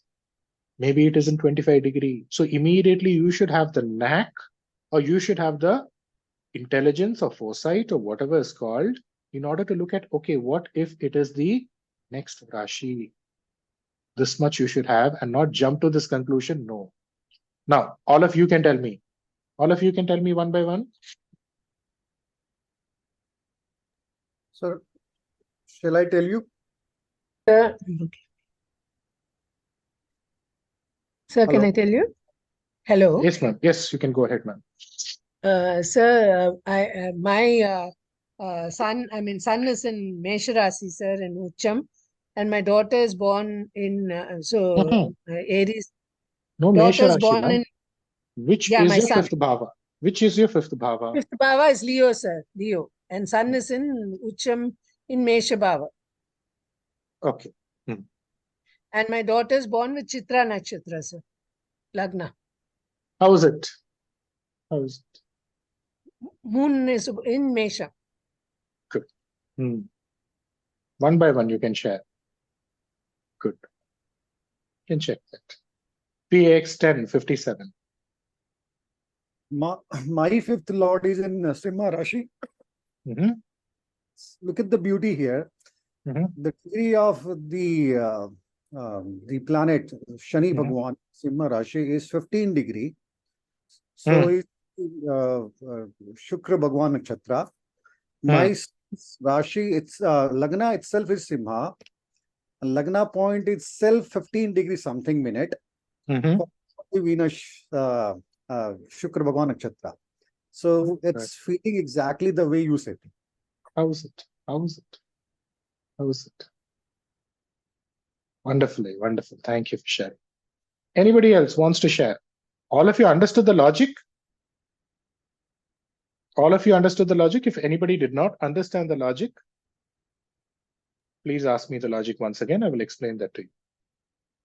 Sir, can you explain, please? I think I got the logic, but I think there's a little bit misconception that I'm not sure I'm calculating correctly. Which is your fifth bhava? So my fifth bhava is Aquarius. Kumbha, right? Kumbha. Where is Shani in your horoscope? Because Shani is the fifth bhava lord. No, that is why I'm taking Shani, right? Right, right. He's in Taurus. He is in Rishabha Rashi. Okay. Right. What are the nakshatras in Rishabha Rashi? Kritika, Rohini, Mrigashira. So nakshatra ruled by whom? Sun, Surya Bhagavan. Nakshatra ruled by whom? Chandra Bhagavan. Nakshatra ruled by whom? Mangala Bhagavan. So in your child's horoscope, either the Lagna or moon or sun will be in the nakshatra of whom? Whose nakshatra here? The sun, moon, or the Mangala, right? Yeah. Right. But my sun is a Capricorn and Aquarius. The Lagna, one is Capricorn, one is Aquarius. Which nakshatra is the Lagna in? So, nakshatra of Lagna. Is it in Dhanishta nakshatra? Check. Which is the moon sign? Which is the nakshatra of your sun? Both the suns. Yeah.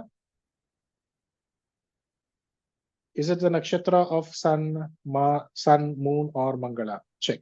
So one older son is in a Purnavasu, which is a Jupiter. And the younger one is in a Bharani, Venus. Now, go back to where Lagna is. In which nakshatra Lagna is? In which nakshatra sun is? We will get an answer. Sheila ma'am, go ahead. Right. Yeah. Yes, I was just checking with my husband also, his husband's horoscope also, sir. So I found that his fifth house is Capricorn, so Saturn is seated in Virgo. Mercury is the Lord, and my daughter's Lagna Lord is seated in Mercury Nakshatra Reva. See how is it? Rule will work. Aya, I hope you got the logic. Do you want me to explain the logic once again? Thank you, ma'am. Thank you for sharing. Aya? No, sir, I think I understood. I understood the logic. They did not get the moon, but they get the Lagna itself from Capricorn and Aquarius. Okay, I think. All right. Aya, it's the nakshatra lord. Okay. Anyways, once you listen back to the recording, you will get it. Else I'm always there. You just message me. Okay. Yes, go ahead. Reenu ma'am. One by one. Whoever has raised their hands first, please let's go in order. Guruji, mine is Aquarius sign in the fifth house, and Shani Dev is in Virgo in Uttara Falguni, and Rahu is in Magha Nakshatra in Leo. Ma'am, your fifth bhava lord is Kumbha, right? That's what you're telling me. Yes. So the fifth bhava lord Kumbha, he is in Kanya. Yes, Kanya. Shani is in Kanya, Uttara Falguni. And Rahu. No, you don't have to be specific about that. You don't have to be specific about Uttara Falguni only, right? Take all the three nakshatras. Okay. So my son. Surya Bhagavan, Chandra Bhagavan, and Mangala Bhagavan. Yes. So my son is born with Ashwani Nakshatra and Surya in Uttara Falguni in Leo sign. So Surya and Uttara Falguni. That's a tick mark. Yes, Guruji. Thank you. It does not have to be Uttara Falguni, by the way. Can be any of the nakshatras of sun, Nakshatra moon, of or Surya. like that. If you Okay. go, no, it won't happen for everybody like that. Right? Okay. Understood, Guruji. Yes. Anybody else has a question? Ma'am, if you're done, you can put your hands down. PX 1057. Gurudev, so can we be using this rule as a part of a BTR for the child horoscope? Of course, of course, of course. If the nakshatras of sun, moon, and lagna point are not matching to the one of the fifth bhava lord in whichever rashi it is, so we can just try playing with the lagna point there, and we can get the answer from here as well. Yes, yes, yes. Okay. But this is, you have to move the rashi here and there. But it can be far more easier once we get into fifth bhava lord here, fifth bhava lord there. The moment we get into that bit, immediately you can come into a conclusion, which is the lagna, which is the fifth bhava. That will be a clear-cut answer. Right. Here also you have to take little bit of effort. Once we get into fifth bhava lord here, graha in the fifth bhava, especially the fifth bhava lord here, fifth bhava lord there, you will get a clear-cut answer. Right. Thank you, sir. You're welcome. Right. Now, anybody else wants to share? The more you share, no, it will encourage new people. Aha, it's working. Yep. Wonderful. I'm in the right track. Jyotika ma'am. Right. I want to try. My fifth bhava my fifth lord is Cancer. Okay. No, right. And okay, which is your lagna, ma'am? Which is your lagna first? It is Piscean. So Pisces. So which is the fifth from Pisces? Is Cancer. Karaka. Karaka. So where is Chandra in the horoscope? It is in the 9th house, 8th Rashi. So I am. No, 9th house. Which Rashi? Which Rashi is it? 8th Rashi. Scorpio. Okay. So which are the nakshatras in Scorpio? Don't tell me the nakshatras. Just tell me the nakshatra lords. It is Anuradha. Okay. No. Sorry. Okay. Okay, you go with the nakshatra itself. First, what is it? The nakshatra of Guru. No. First start. Okay. Go in order. Nakshatra of Guru, which is? Vishakha. Okay. Then Anuradha of Shani. And Jyeshta Makri. Right. So you have Guru Bhagwan, you have Shani Bhagwan, and you have whom? Makri Bhagwan. So Buddha in your child's horoscope, Lagna, Sun, or right. So you told me Lagna, Moon, or Sun. So now go to the next level. Okay. So in your son's horoscope, tell me, ma'am. In my son's horoscope, what I saw was he has Lagna. His Lagna is Purva Vasu, Venus, but and Punarvasu. His Lagna is in Punarvasu. He's a Sagittarius born. Ma'am, his Lagna is in Dhanusha. In which nakshatra? Punarvasu is not in Dhanusha, no? Okay.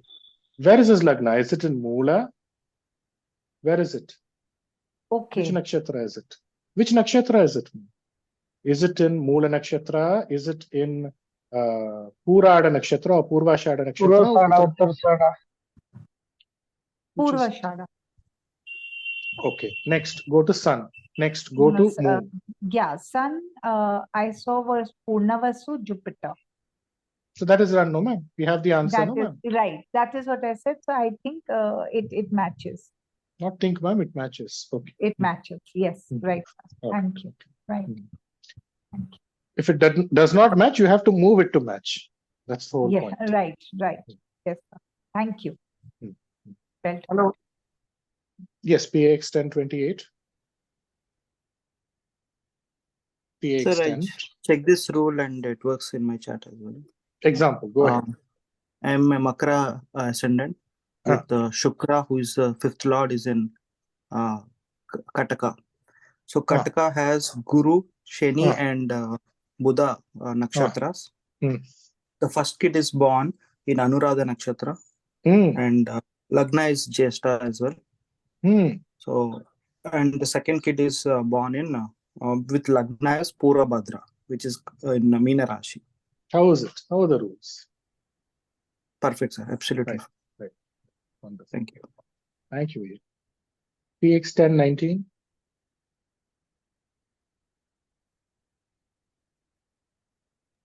Yes, sir. So my fifth lord is in Virgo. So the nakshatra of Sun, Moon, and Mars are there. Yes, my daughter's moon is in Uttarashada. So that makes it Sun connection. Right. And even with the Sun, it is there. Like the Lagna is there in this one. Perfectly matching. Good. Wonderful. PX 96. Thank you. Thank you for sharing.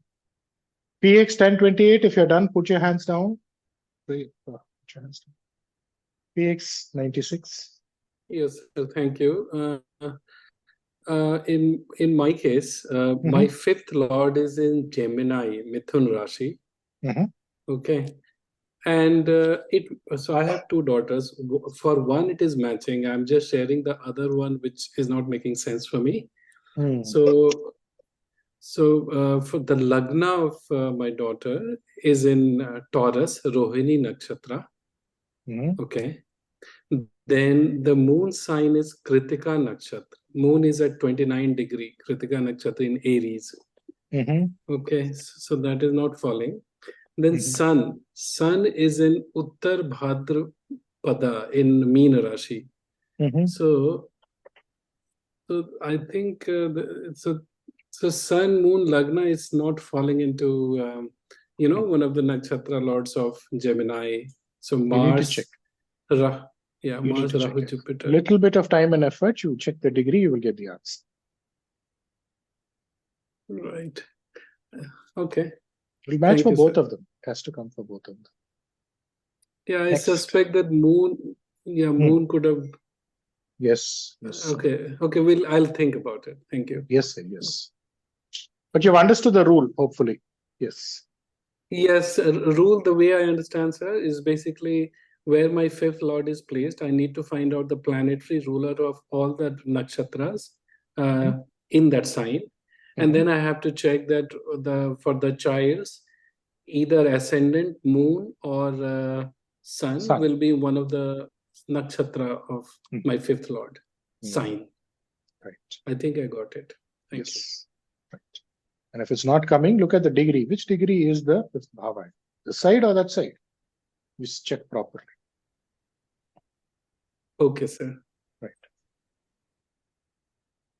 Next. PAX 1028. PAX 1028. PAX 1012, Rajeshwari ma'am. Sir, my fifth bhava lord is in the Lagna, that is in Meena. So I've got a daughter who is with one daughter is Mithuna Rashi.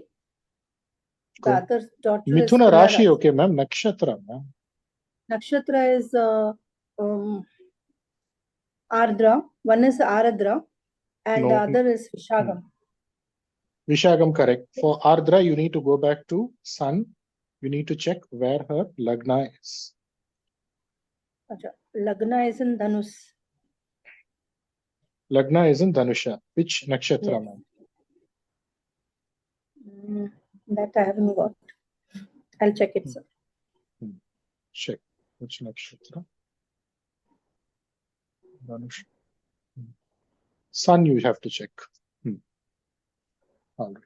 Okay. Lagna won't come, Sun. Next. PX 10.8. Vankamaya. Vanakamaya.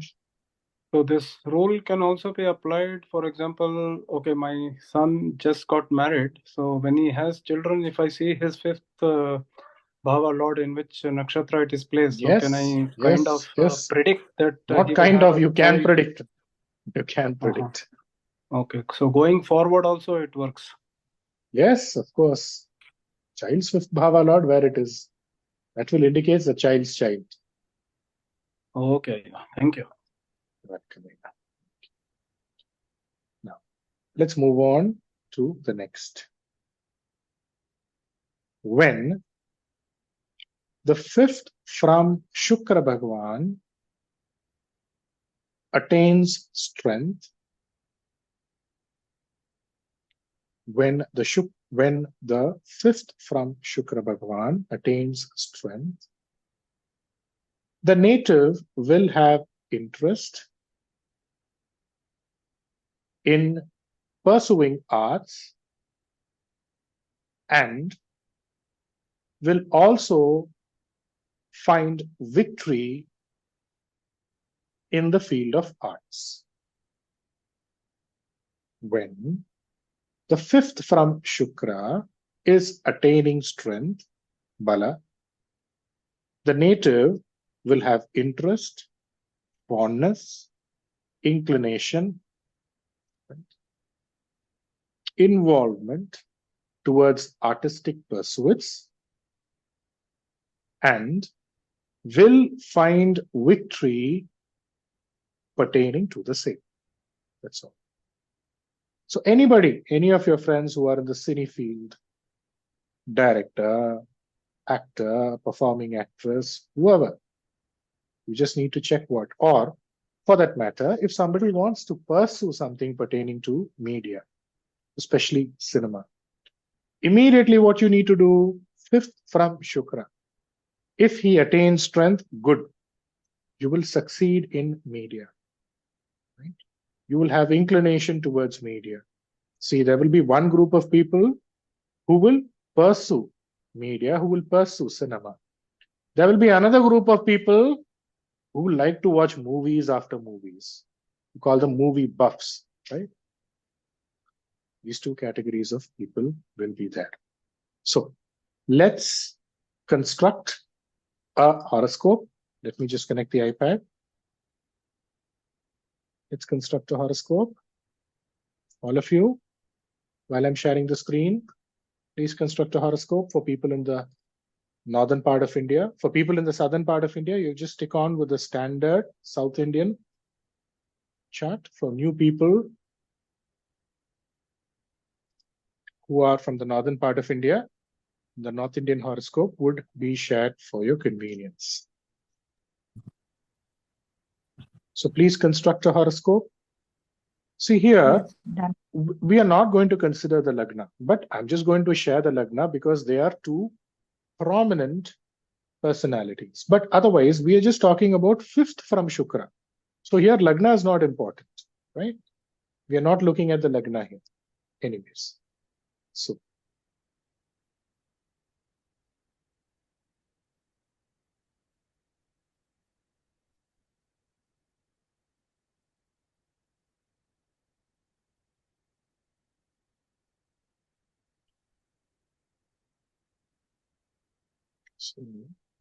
okay.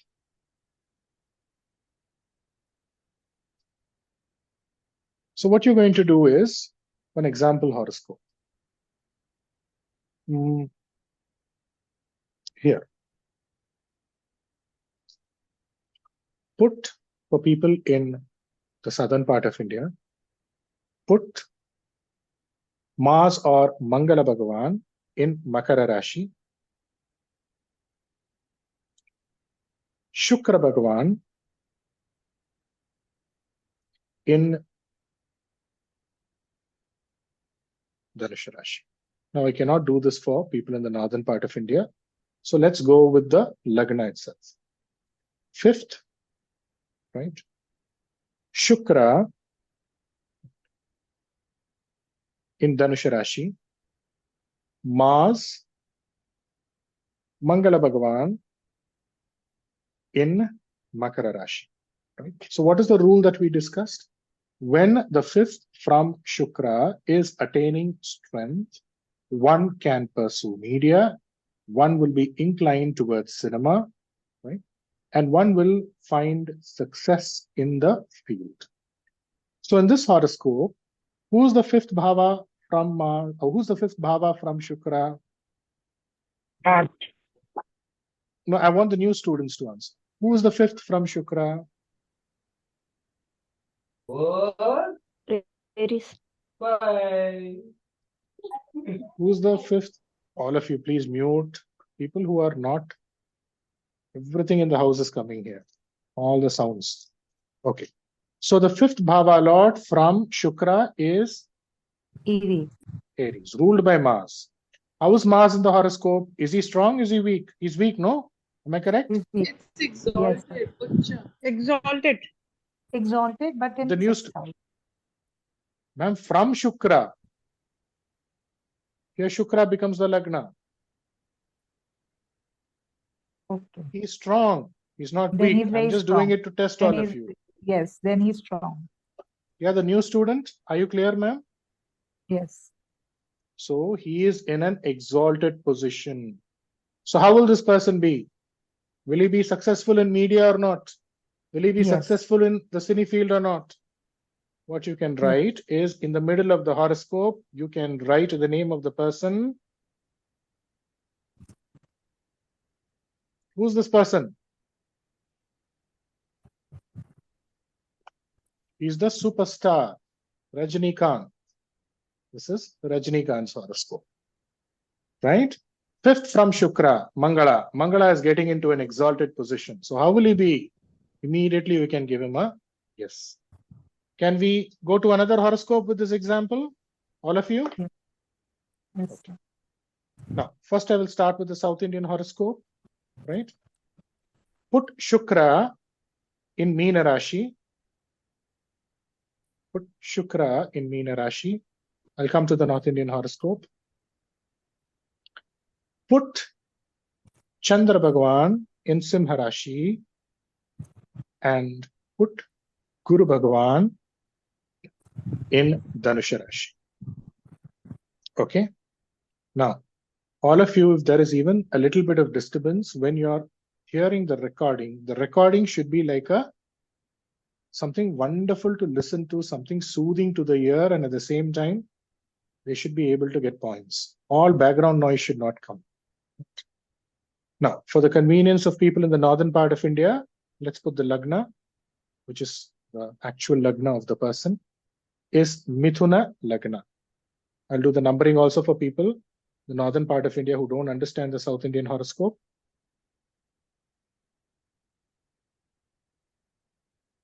Okay. So what is the rule? The fifth from Shukra should attain strength. And if the fifth from Shukra attains strength, right, this person can pursue cinema, will be inclined towards the field of arts, and will have success pertaining to it. You can also do one more thing. You can add. So here we have Shukra Bhagavan in the 12th. That is, sorry, in Meena Rashi, not in Meena Rashi, which is the 10th Bhava. Guru Bhagavan in Dhanusha Rashi. And you have Chandra Bhagavan in Simha Rashi. Okay. And what you can do is, you can add Surya Bhagavan in Kumbha Rashi. Surya Bhagavan in Kumbha Rashi. Now, let's analyze the horoscope, or it's not even an analysis, okay? It is just like immediate snapshot prediction. When you see itself, you should be able to give an answer. So, all of you, who's the fifth from Shukra? Who's the fifth from Shukra? Kataka Rashi. Kataka Rashi Lord Chandra. Chandra is in Simha. Am I correct? Now, is Chandra strong or not? Yes. Why is he strong? Yes. Aspected by two Shubhagraha. Yes. He's been aspected by two Shubhagrahas. Am I correct? The new students, Yes, are sir. you able to understand? He is aspected by two Shubhagrahas, right? As it is, Shukra is getting into an exalted position in the horoscope. That is one indication. Shukra is in the 10th bhava itself of the horoscope. That is another indication. We don't have to go that far. Fifth from Shukra. Fifth from Shukra. Moon. How is Moon? He is aspected by two Shubhagrahas. For the new students, Sun is also considered as a Shubhagraha in our course of study. Right? So obviously, this person had attained great repute in the field of cinema. And she also became the chief minister of the state several times. And this is the horoscope of Madam J. Jayalalitha. Is it clear to all of you? Yes, sir. Surajaya, go Sir. ahead. You have a question? So what if there is a Ketu with moon? Yeah, simple. You need to mix. They will see. You don't have to go that far. From Shukra, where is moon? The fifth from moon, where is he? He is in the sixth. Am I correct? So what happened to this person? She was in media. The peak of her career, what she did? She threw everything away and did what? She joined politics. So it will come, they will leave. Do you get the logic here? Aya? Okay, she will get the success. That means she got the success. She got the success and she pursued something else after that. Okay. Right. So when you see a Ketu, there are two ways. Also. There are two ways you can predict. Yeah, okay. See, there are two types of people who will come. One will be, will I continue to do that? No, you may stop. There'll be another person also who will be trying. Am I correct? So you should tell them, keep trying. Okay. One day you will click. These two ways you should alternate and predict. Okay. Okay. Sir, fifth from Shukra, that Bhava also should be taken into account. For example, Bhava, only Bhavadipati No. Both. So if in Kataka, if there is a Mars, debilitated Mars, so in that case, it will be little bit, I mean, there will be negative impact also. Yeah, you need to mix. See, based on what the person is expecting from you. Sir, I want to become a cinema director. If that is his ambition, yes, you have an inclination. There is a delay also. You will get through. Don't worry. Keep trying. Like that. Okay. Okay, sir. Right? You should also have a judgment of what the person wants. Right? Okay, sir. All right. Yes. Surajaya, go ahead if you have a question. Yes, Surajaya. PX 96. Yes, sir. I was clear about in the example that we consider the fifth from Venus is getting into Bala. That part is clear to me. And I just wanted to ask about the significance of moon being in sixth from Venus. I think you probably answered the same thing in the process of answering Surajaya. So basically, the answer is probably it gives her the talent to learn, to have the artistic ability, but then she just leaves it at some point, isn't it? You basically Yes. You answered my question while answering him. That was my question. Right. But when you are facing clients, everything is not black and white. Okay. Some person will come with this thing that, no, I'm really interested in media. Answer. So here you should convert that into hurdles and you will succeed. Like that only you should tell. Right. So we just we take the moon as a Bala, so she has the talent, but because it's sixth from Venus, she will have obstacles while learning and developing her artistic ability. We can mix it like that, right? Yes. Perfect. Thanks a lot, sir.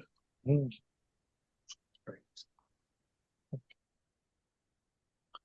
Next, PX 1020. This from Shukra is home only, sir. Onos, Taurus or Libra. Good, no? That how to consider it, sir. I didn't understand that. That is his house only. Then from Shukra is Taurus. Where is Shukra, yeah? That's all. Makara, sir. Okay. So how is fifth from Shukra? Yeah? See, when you're telling fifth from Shukra, please do keep in mind what we are trying to do is we are taking Shukra as the Lagna itself. So if the fifth from Shukra is there, if the fifth from Shukra is there itself, he is in the Lagna Kendra, no? Yeah, that is how you would consider. Do you get it? Yeah, yes, sir. I understood. Now, in order to add something, is there a Subhagraha Drishti? Something like that you consider. Sorry, is there a Subhagraha Drishti? One more add. You can go on and add. Right? If that Bhava is strong, so right, that Taurus is strong, that also can be considered. Of course, yes. Right. Okay, thank you. So if there is another Shubha Graha Drishti, like this also you consider. Right? I told fifth. Okay. Yes. PAX 1012.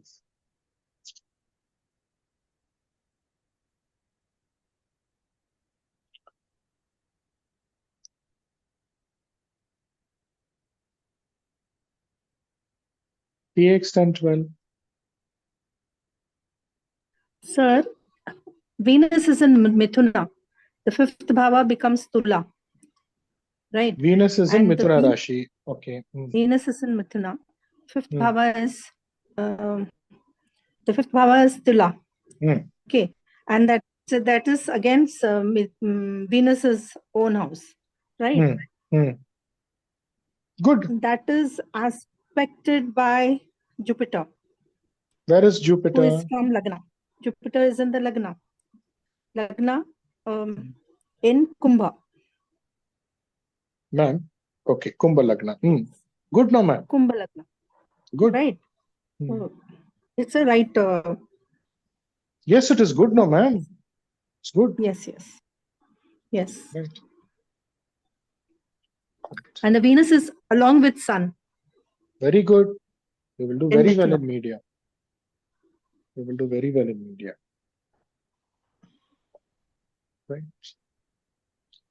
They can take up something like this. They talk, no? What is that? News reading, anchoring, that people who address people like that.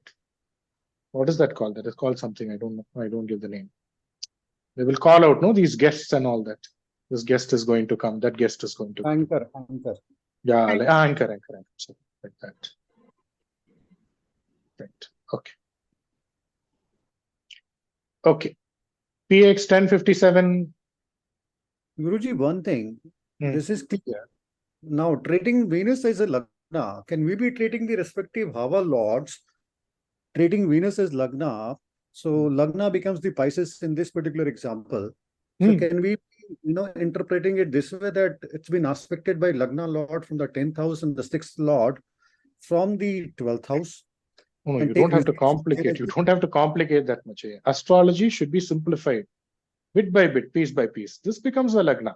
That's it. So fifth from Shukra. That's much you understand. Good.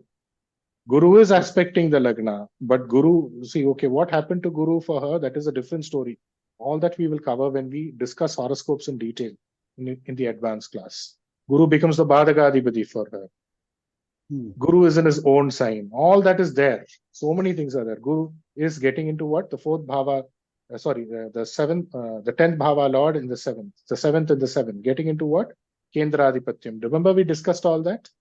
Yes. Pertaining to this. So all that is there. But you know what you can... Sorry, go on, sir. Yes, sir. Go ahead. Regarding Kendra Adhipati only, I was just thinking, classic says if we have Venus in the Kendra in the Libra Rashi also, or Taurus Rashi also, it is one of the part of the Panch Mahapurusha Yoga. Yes, that's how it is. Isn't it? And here we have a strong Kendra Adhipati dosha also. That is why I have considered all of that, and I've told you, when it comes to Kendra Adhipatya dosha, what do you consider? You consider the Ubhaya Lagnas more importantly. Guru is considered to be extremely, extremely diabolic when it comes to Kendra Adhipatya dosha. Guru, Buddha, then Shukra will give a small impact. That's it. Right? So you need to learn the art of mixing two things while actually going about and predicting. And that will come. I'm just guiding you through the entire process. Right. Go ahead. But is this concept clear here? Yes. This is very much clear. I was just sending it to the Bhava Lords, respective Bhava Lords from the Venus. You can do your research. Definitely. Right. Okay. Next, Surajaya, go ahead. Yes, sir. Go ahead. Jupiter in So exalted Jupiter aspecting the Capricorn. Will it make Capricorn sign strong or it won't? Hey, Guru Drishti is Guru Drishti. It will make it strong. What is that denying it? Actually, Capricorn is a niche Rasi for Jupiter. Yes, I know that. I know that. Yes, that's okay. That does not matter. Still. Right. Okay. Okay. So thank you, sir. All right. All right. Okay, let's move. Please stick on to the topic, my respected students, right? Because there's so much to cover. You just need to listen carefully and stick with the topic. Don't deviate from the topic, right? Okay. One more horoscope we will discuss, right? Just one director's horoscope, right? Put Shukra in Simha Rashi, right? And okay.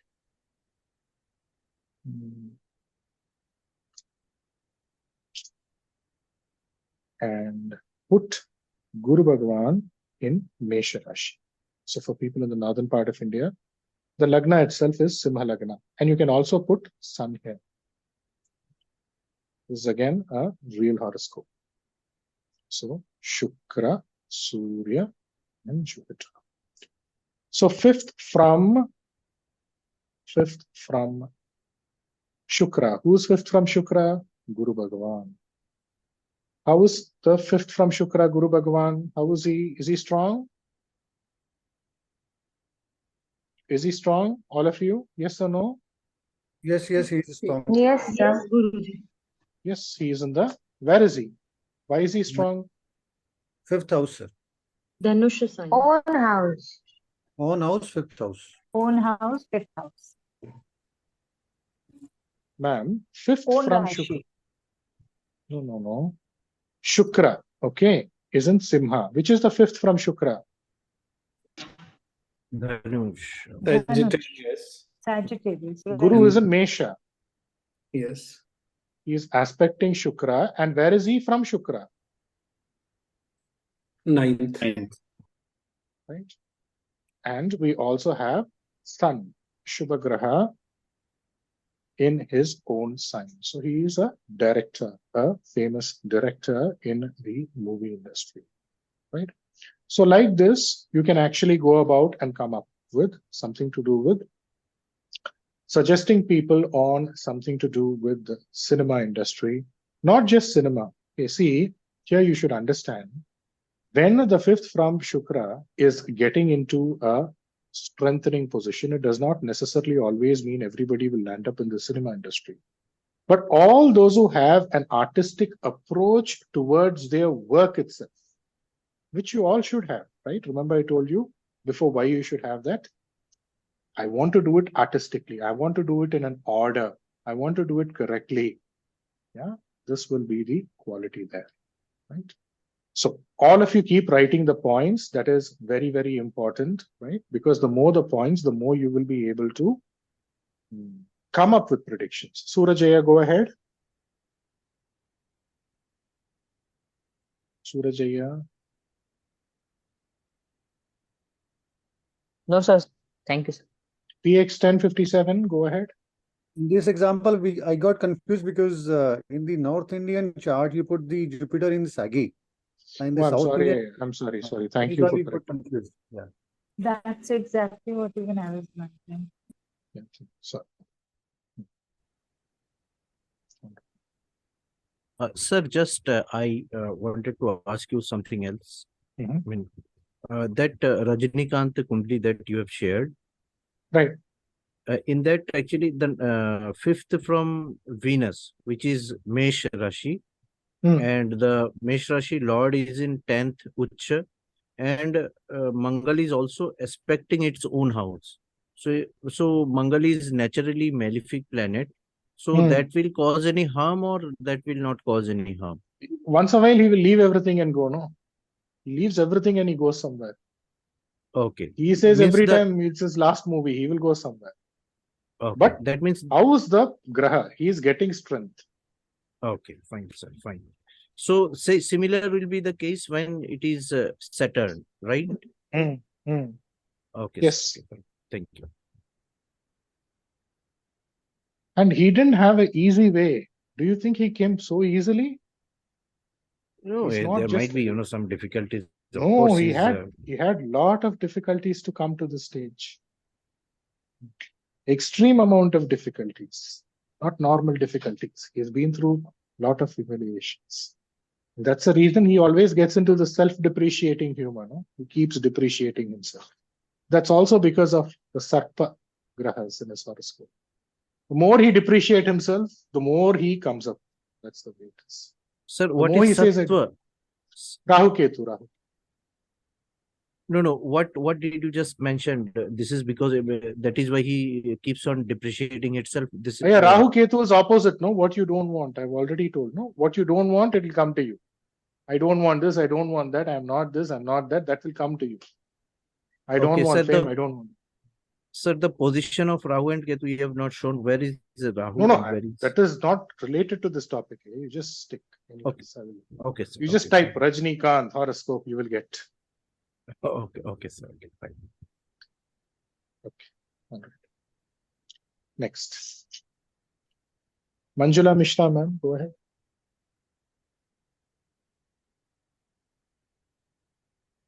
Manjula Mishra, ma'am. Sir, suppose Shukra is in Mesh Rashi, Shukra is in Karka. So Shukra is in Mesh Rashi or Shukra is in Kataka, ma'am? In Mesh Lagna, Shukra is in Karka. And fifth house lord is Mangala, which is there with. Where is Mars, ma'am? Where is Shukra in Karka. Mangala is in Cancer. Mars is losing strength. That is debilitated. Yeah, Mars is losing strength. So it is not getting into a Mars is losing strength. So the person will not have you cannot encourage interest in artistry. Okay. And also if the fifth house lord from Shukra is with malefics or aspecting the 12th from Shukra, then also it will lose strength and the person will very much disinterested in artistic pursuits. Yes. Right, no, sir? Yes, ma'am. Okay, thank you. PX 1012, Rajeshwari, ma'am. Here also Titishunya and all will be applicable here. Yes, also, definitely. Because the sun here, hers is Leo and Bhadakadipati is Mesha and Simha. So Bhadakadipati is sun, no? The sun is along with Venus. Ma'am, Bhadakadipati, all right. Yes, you can take also if you want. Yeah. Right.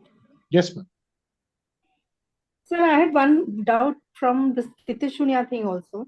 Even the stars, when they are on the Titishunya, like Simha, the sun's star or something, even that will be applicable. No, don't go to the star level, ma'am. Take the Rashi. We call it Titishunya Rashi, right? Okay. Very rarely in the last stage, how can you actually find so many rules to actually go about and nullify a horoscope? I just had a doubt. Titishunya Rashi, Titishunya Adhipati, in which Rashi? That's it. This much only you take. Okay. Then if you want little bit aspects and all, but these two you stick on. As of now, this much is enough. Yes, Manjula Mishra, ma'am.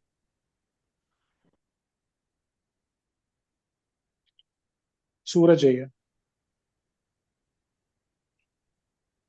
Sir, what if Shukra is in Mithun? So it will be fifth from there will be Libra. So again it will be the same Rashi Lord. So what? Yeah.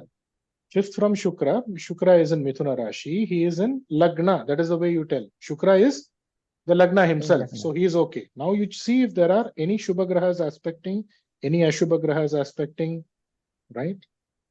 Rahu Ketu. Rahu is good for this. Anything to do with the artistic pursuits, anything to do with anything apart from the body and Jiva is good. See if there is Titishunya. So what if one Rahu is expecting and Sunny is expecting? Good. Sunny also. Shani not good, no? Yeah. Okay. All right. Rahu is good. Okay. Thank you, sir. Yes. Manjula Mishra ma'am, before we go ahead, all of you, please pick up the rules. There are so many rules to share, right? The more and more you pick up the rules and you apply it. PX 1012, Rajeshwari ma'am, go ahead. So does it mean only cinema in this case, or can it be artists like painters and this also? All, They ma'am. are also Anything to artists. do with arts. Anything to do with arts. I've told you not just arts, no, ma'am. Anybody who has an artistic approach, that is also included here. Right? Thank you. Okay. All right. Next. Next, write down the rule. PAX 1013. Go ahead. Sir, I have one question. What if the fifth bhava from Venus, the lord of that, I mean, the bhava doesn't have any aspect, and even if the lord does not have any aspect, then what do we see? He will be somewhere, no, ma'am, with respect to Shukra. Yes, in that bhava. Yeah, that's why I gave you one horoscope, no, ma'am. Fifth from then Shukra we check the strength of the bhava. Bhavadibadi or Bhava. And sir, even yes, ma'am, sorry, this sir. simple example that I've given, no, ma'am. Fifth from Shukra is Guru. Right now, fifth from Shukra is Guru. Where is Guru? Guru is in Mesha. So I don't have any Graha here. But where is he from Shukra? He's in the ninth. That is enough, no, ma'am. So the aspect of moon will be considered malefic, no? Moon is considered malefic, yes. Okay. If it is a Ucha Chandra, good. Okay. Exalted Chandra, good. You can take it for this purpose. Very well, sir. Thank you. Or in his own Rashi also. Okay. Ma'am, very simple, ma'am. When the fifth, I'm repeating the rule. When the fifth from Shukra, which means wherever Shukra is positioned, placed, to be precise, position means you will take the exact position. Okay. Wherever, when the fifth from Shukra attains strength, they will pursue arts. They will have inclination towards arts. They will pursue arts. Okay. They can pursue arts if they want to, right? And they will have success pertaining to the field of arts. One. It also is applicable for people who have an artistic approach towards whatever work they do. Clear, ma'am? Ma'am? Yeah. Go ahead, ma'am. Yes, you have a question? Ma'am, you have a question? Is it clear? No, sir. No, sir. I will. Okay, sir. Okay. Next. The fifth from Sun indicates the formation of child, formation, creation, birth, whichever way you want. The fifth from Sun indicates the formation of child or progeny. Write down that. Next. When the fifth from Sun attains strength, then they will immediately have a child. So somebody is married, they come to you. You see the fifth bhava, okay, obvious. You see Guru, all of that obvious. When will my daughter-in-law have a child? When will my daughter have a child? The fifth from Sun, when it attains strength. So what do you mean by fifth from Sun? The fifth from Sun can be the fifth itself. And how the Bhavadipati is, the fifth Bhavadipati from Sun. If he attains strength, immediately you should tell, tap, they will have a child quickly. They will have a child quickly. Next. Generically, as per the Lagna, if the fifth has a Ashubha Graha,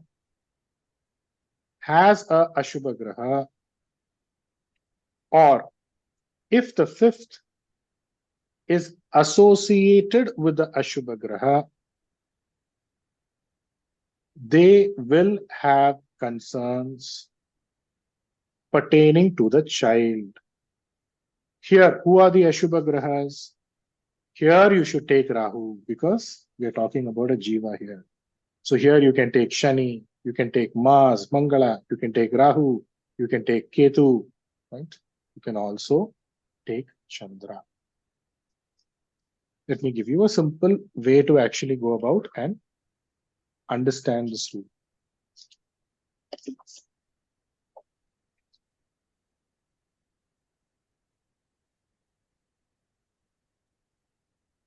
Okay. Please draw a horoscope. Kataka Lagna.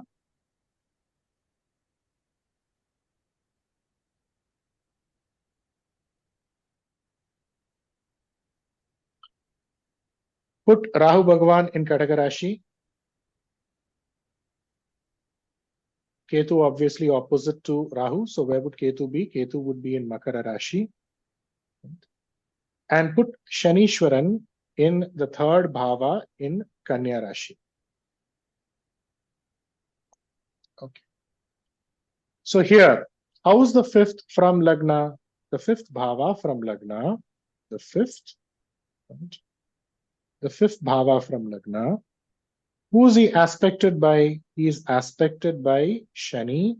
Shani. And he is also aspected by Ketu. For the new student here, whenever we are referring to Rahu Ketu, we should consider the influence. See, as of now, whoever has joined new, use the word influence, not aspect. Otherwise, what will happen? People will keep laughing at you. They will say Rahu Ketu does not have any aspect. Use the word influence. Rahu Ketu travel anti-clockwise. Rahu Ketu would influence the third Bhava and the 11th Bhava from where they are.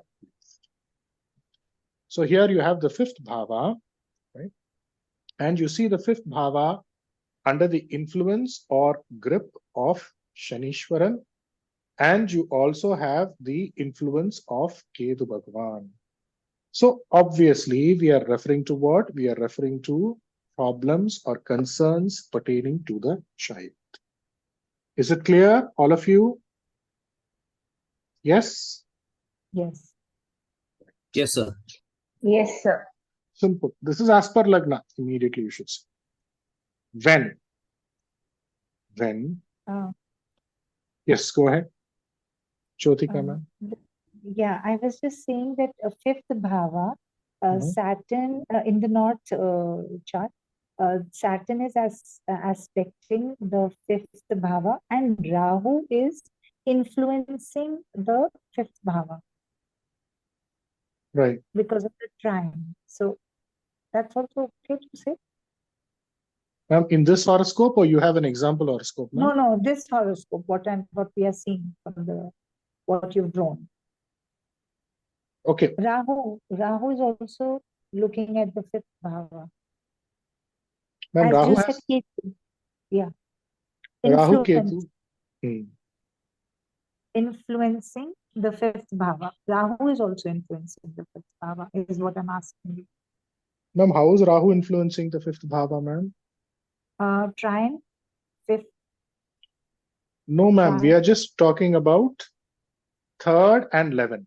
3, 11 for Sarpagrahas. Okay. Okay. Understood. Okay. Next. When the fifth from Sun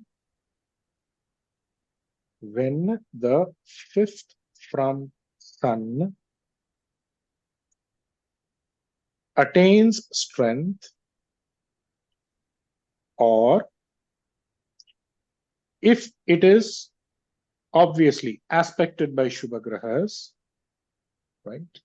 When the fifth from Sun attains strength, or aspected by Shubhagrahas, then the Jataka will have name, fame, administrative capabilities, government connections, government related connection,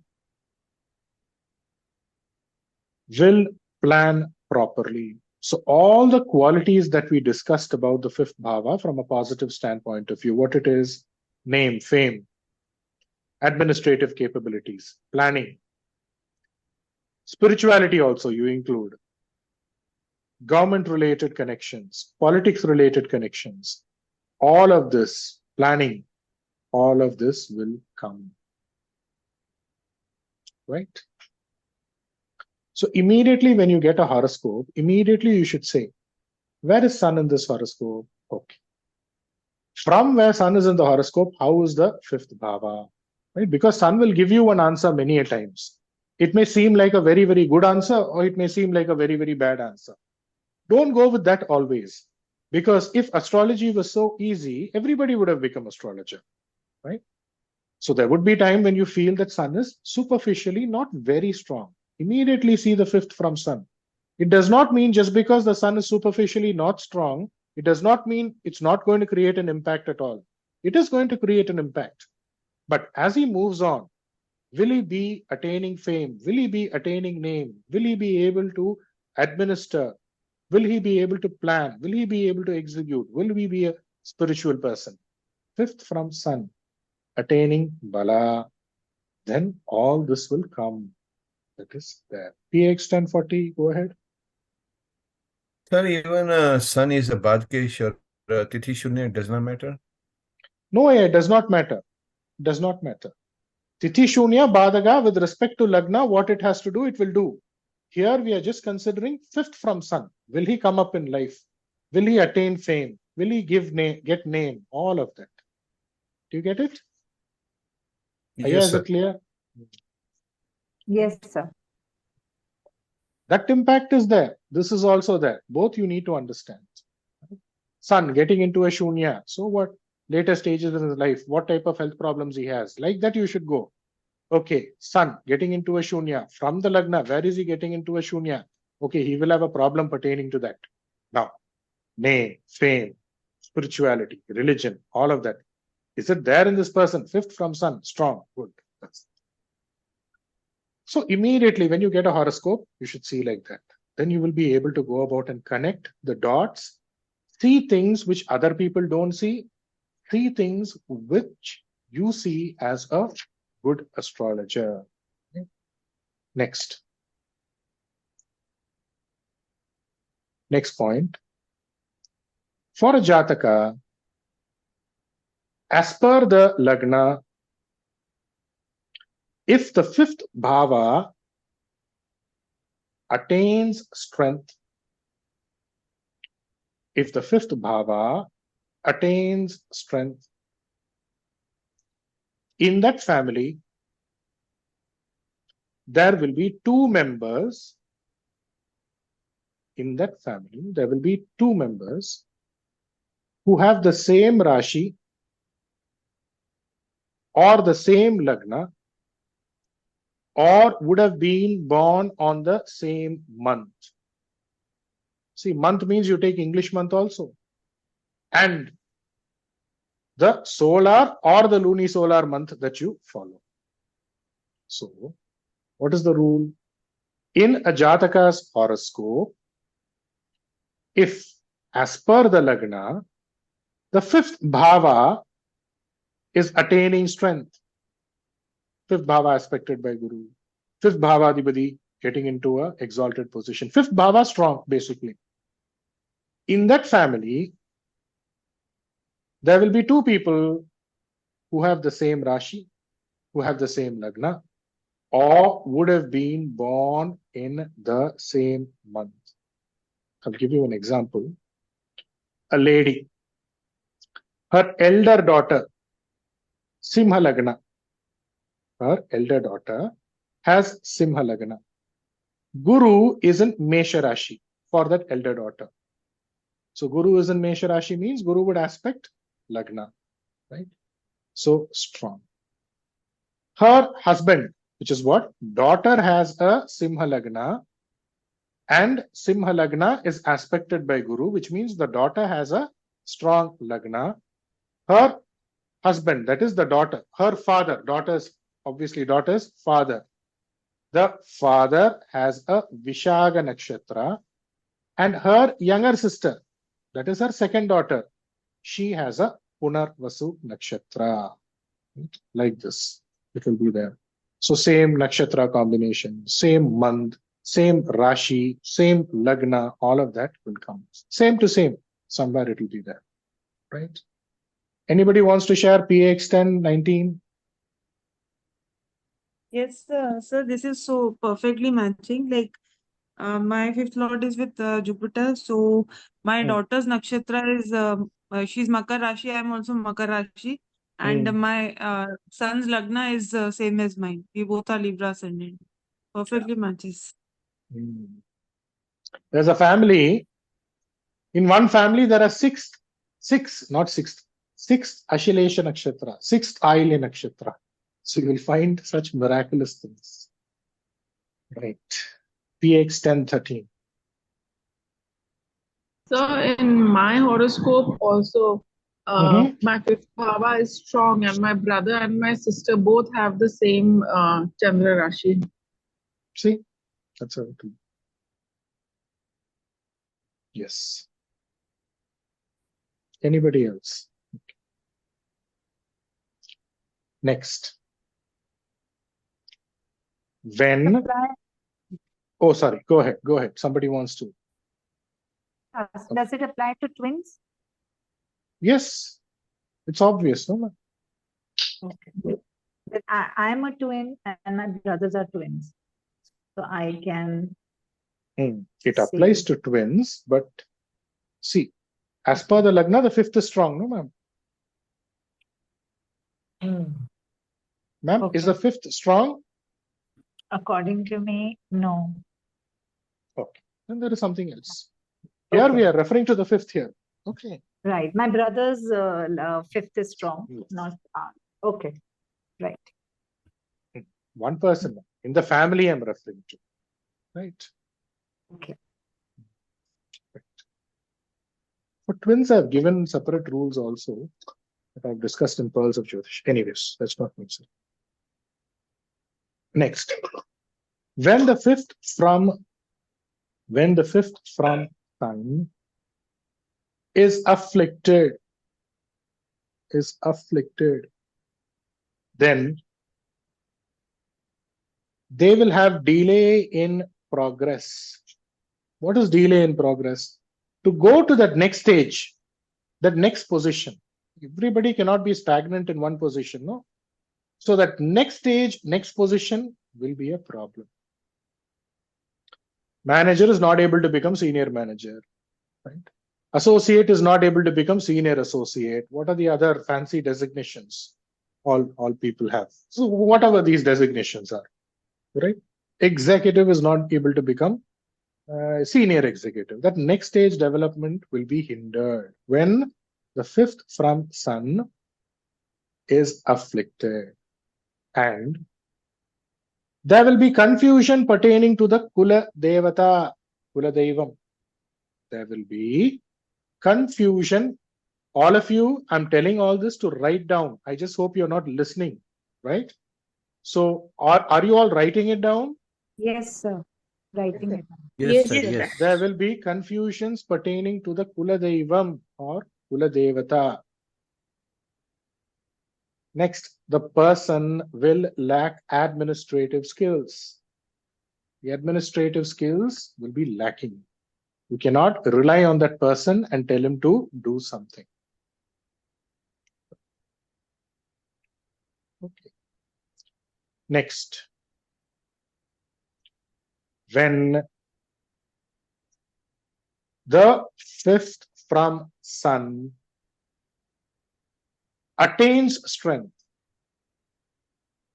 when the fifth from sun attains strength, or if the 10th from sun also attains strength, when the fifth from sun attains strength, or the 10th from sun attains strength, then you can encourage them to, if they wish to, by the way, you can encourage them to get into building houses, building business, building contract, building, right? Building houses and selling, or lorry business, either of them, either building houses or lorry business, right? Lorry business means what, sir? Yeah, just we discussed, no, yeah. Fifth bhava. I mean, yeah, that transport. Transport. Okay, fine. Transport means lorry. I've told you what type of lorry also. Okay. Right, not container lorry.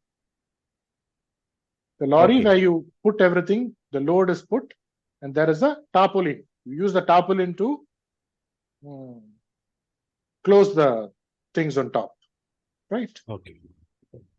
Container lorry is Mars, Mangala. Right. Next. When the fifth from Mercury attains strength, higher education will be good. Higher education will be good. See, what are we doing here? We are taking the fifth from each graha. We did the same thing for the fourth bhava, but there was a limitation in the fourth bhava because we are just referring to, and there is also something to do with a certain limitation that we are applying to the fifth bhava, because we are not randomly associating everything around us with the fourth or fifth. What are we doing? What are the karakatwas of the fifth bhava, which means what does the fifth bhava individually signify? And with respect to the individual significator, we are looking at the fifth. That is the right way to do. So when you see a horoscope fifth, okay, you'll be a good person, you'll be a noble person, you'll be a humane person, you will have a child, you will make your plans properly, you will be spiritual, right? All of this is there. Now, let's go about and further dissect or get into the layers of the fifth bhava. Right? Will you have a child early? The fifth from sun. Will you become a manager fast or a senior manager fast, or you will grow? Right? Somebody will be saying, I have an exalted son. Why is it that I'm not getting to the next level? Look here. Then I want to get into the cinema industry, fifth from Shukra. Like this, you need to go about and dissect or look into the horoscope layer by layer. So what's being introduced in the first day session is a part of the advanced course. But you should know this because this is what is going to be covered in detail, right? Obviously, after that, we get into the regular way of going about and giving you with tup predictions. That is, which is the graha and the fifth bhava lord where? That is there. But we also need to look at this as well, right? Next. In a horoscope, as per the lagna, if the fifth bhava is afflicted and from the sun, if the fifth bhava is afflicted, so you have a horoscope, I'm repeating again. As per the lagna also the fifth bhava is afflicted. As from the sun, also the fifth bhava is afflicted. Right? So this person will be a confused person. Will have an inclination towards changing one's religious beliefs. Will not be able to make or take, a decision. And will always be in confusing situations. Wherever he's living around this place, there will be some confusion around the place. When, as per the Lagna, in one's horoscope, as per the Lagna, when the 5th from Sun and the 5th from Lagna are afflicted, what can you predict for this person? He's a confused person. There would be a change of religious beliefs. Won't be able to take decisions. Will be engulfed or will be in confusing situations. Next. When the 5th from Mercury attains strength, the maternal uncle will reach great heights. The maternal uncle will reach great heights. Height means not that maternal uncle is 7 feet tall, 8 feet tall, not that height. Height means great height in life. Okay.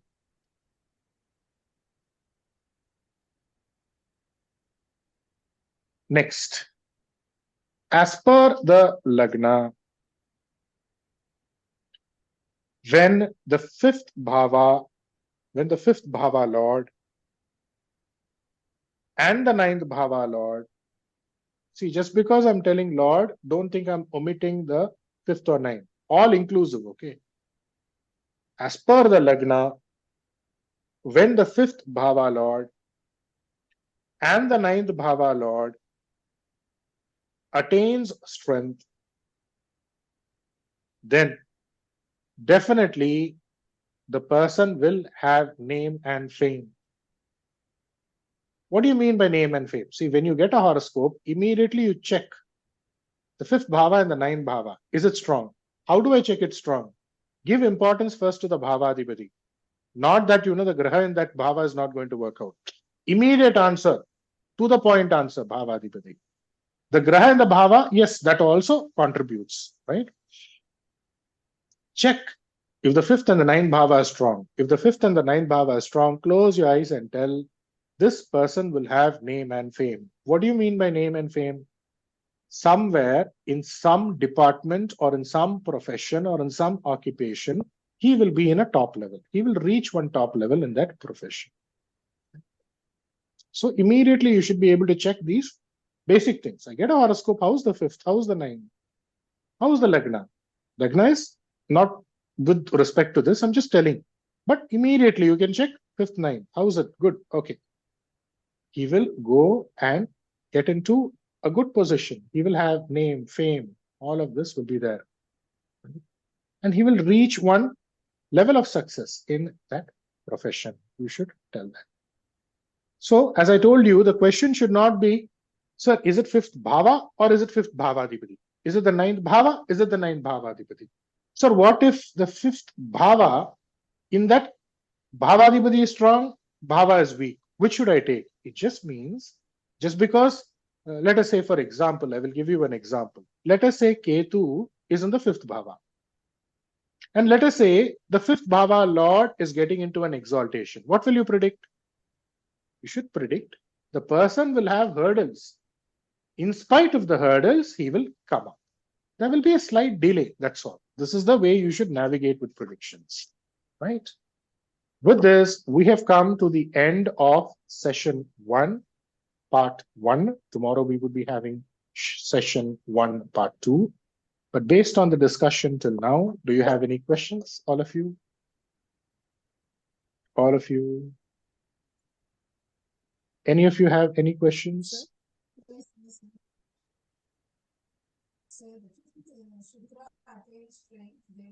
Ma'am, your voice is not very, very clear. See, somebody. Okay, sir. Can you hear me now, sir? Yes. See, the reason I always tell you to use codes is so that you can actually explain. See, if you look into the let's not get into the comment. So, okay. See, the thing here is, please stick to the topic. There are students who also are traveling with you. You also need to be considerate of the fact that everybody is giving their time. So, Sheila, ma'am. Yes, ma'am. I will allow you. So the 5th Shukra attains strength, and then they will pursue arts and they will have success pertaining to the field of art and what, sir? Ma'am, that I've again told you, no, ma'am. Examples Anyways. Ma'am, can you come a little closer to your microphone, ma'am? Yeah, sir. Can you hear me now, sir? Yes, I can hear you, ma'am. Yeah. So the fifth Shukra attains strength. Fifth from Shukra, they will pursue arts and they will have success pertaining to the field of what, sir? Field of arts only, no, it? ma'am. Fields of art. Shukra. Okay. In the sense, if they attempt to do it, if they don't attempt to do it, then it might not show up. They will, whatever work they are, remember I told you that also. You will be having that in the recording. You can just look at it back. But still, just to help you out, the fifth from Shukra, when it attains strength, right, they will have inclination towards the field of arts. And if they pursue it, they will have victory in the field of arts. Okay. If they pursue it, they will have. Okay. Let me complete, ma'am. It does not just mean everybody has to pursue arts. Those who pursue their work artistically also, there will be an order. There will be an artistic, approach. Right? Okay, creative approach, creative approach. Yeah, that's the right word. Right? Yeah. Okay. See, please do understand. Okay. Are you done, ma'am? Sheila, ma'am? Any question? Yes, sir. No, sir. Please, no, please I'm clear, do. Sir. Yeah, please do understand. Ask questions relevant to the topic that is being discussed. Even if questions are research oriented, it should be only relevant to the topic discussed, because remember, people, students, they are giving in their time. Please value their time. Let not the class deviate from the purpose for which it is designed for. So I'm giving you the order. You should proceed with the order. And I'm giving you the liberty to ask me questions whenever you want to. So why is it that you are eating up on the time that is given only for classes? Don't eat up on that time. Whenever you have something to discuss, whenever you have something to share with respect to your horoscope, obviously considering the rules that is discussed, you are always welcome to drop me a message and I'm answering each and every one of your questions. But please don't take other people's time, right? It is not justified. So please remember that. Sheila ma'am, yes, do you have a question again? Yes, one more question, sir. Yes, so I have Surya and strength. So it's in Mesha Rasi. So fifth from Mesha Rasi is Moon, which is also in strength. However, I did not have a child very early. I gave birth to a child fairly late. So where could the issue be, sir? You need to check, ma'am. Is there a Tithi Shunya? Right. That is something that you need to check. Right. Okay. The fifth from ma'am, just a minute, no, ma'am. Sir. Just a minute, ma'am. You have Sun in Mesha Rashi, right? Yes. Fifth from Sun is Mesha. It's okay, Sun itself. So Sun is getting into a Ucha Bala, right? Ucha Bala, sir. Yes. See, ma'am, if Sun is afflicted in some form or the other, definitely it has to be afflicted now. Some form or the other. See, that's the reason I told no, ma'am. See, we have this. Ashwini Nakshatra, sir. No. That you cannot. No. That you cannot take, ma'am. That means everybody who has Sun exalted in, in a proper degree, then you will say that Sun is malefic. No. See, that rule is there. Okay. When Sun is associated with Ashubha Graha like Ketu, you can take. But we also need to give due credit to the fact that Sun actually gets into an exaltation in the nakshatra of Ashwini. So we cannot apply that rule here completely. See if somewhere else Ketu is associated, apart from the fact that it is an Ashwini nakshatra. See if it is in a Tithi Shunya, right? See to that. You will get the answer. Okay, I'll check on. See if Simha is afflicted in some form or the other. You will get an answer. Okay, sir. Definitely it cannot be like that, right? You should just, and it will be at least two people who are playing the spoil sport. Just one won't leave because it's a Ucha Graha, ma'am. It should have worked, right? Yes, sir. Whether you wanted or not. That's why I'm a little asking you what could have gone wrong. You just need to check your horoscope now. You will get the answer. Okay, do that then. Yeah. But don't take the Ashwini thing. That cannot be applied. Okay. Right. Surajaya, go ahead, Aya. Sir, actually, I was checking the horoscope of Amitabh Bachchan, where I see that from fifth from Mars. Yeah, yes, sir. So, Fifth from sir, I Mars. see that fifth from Venus.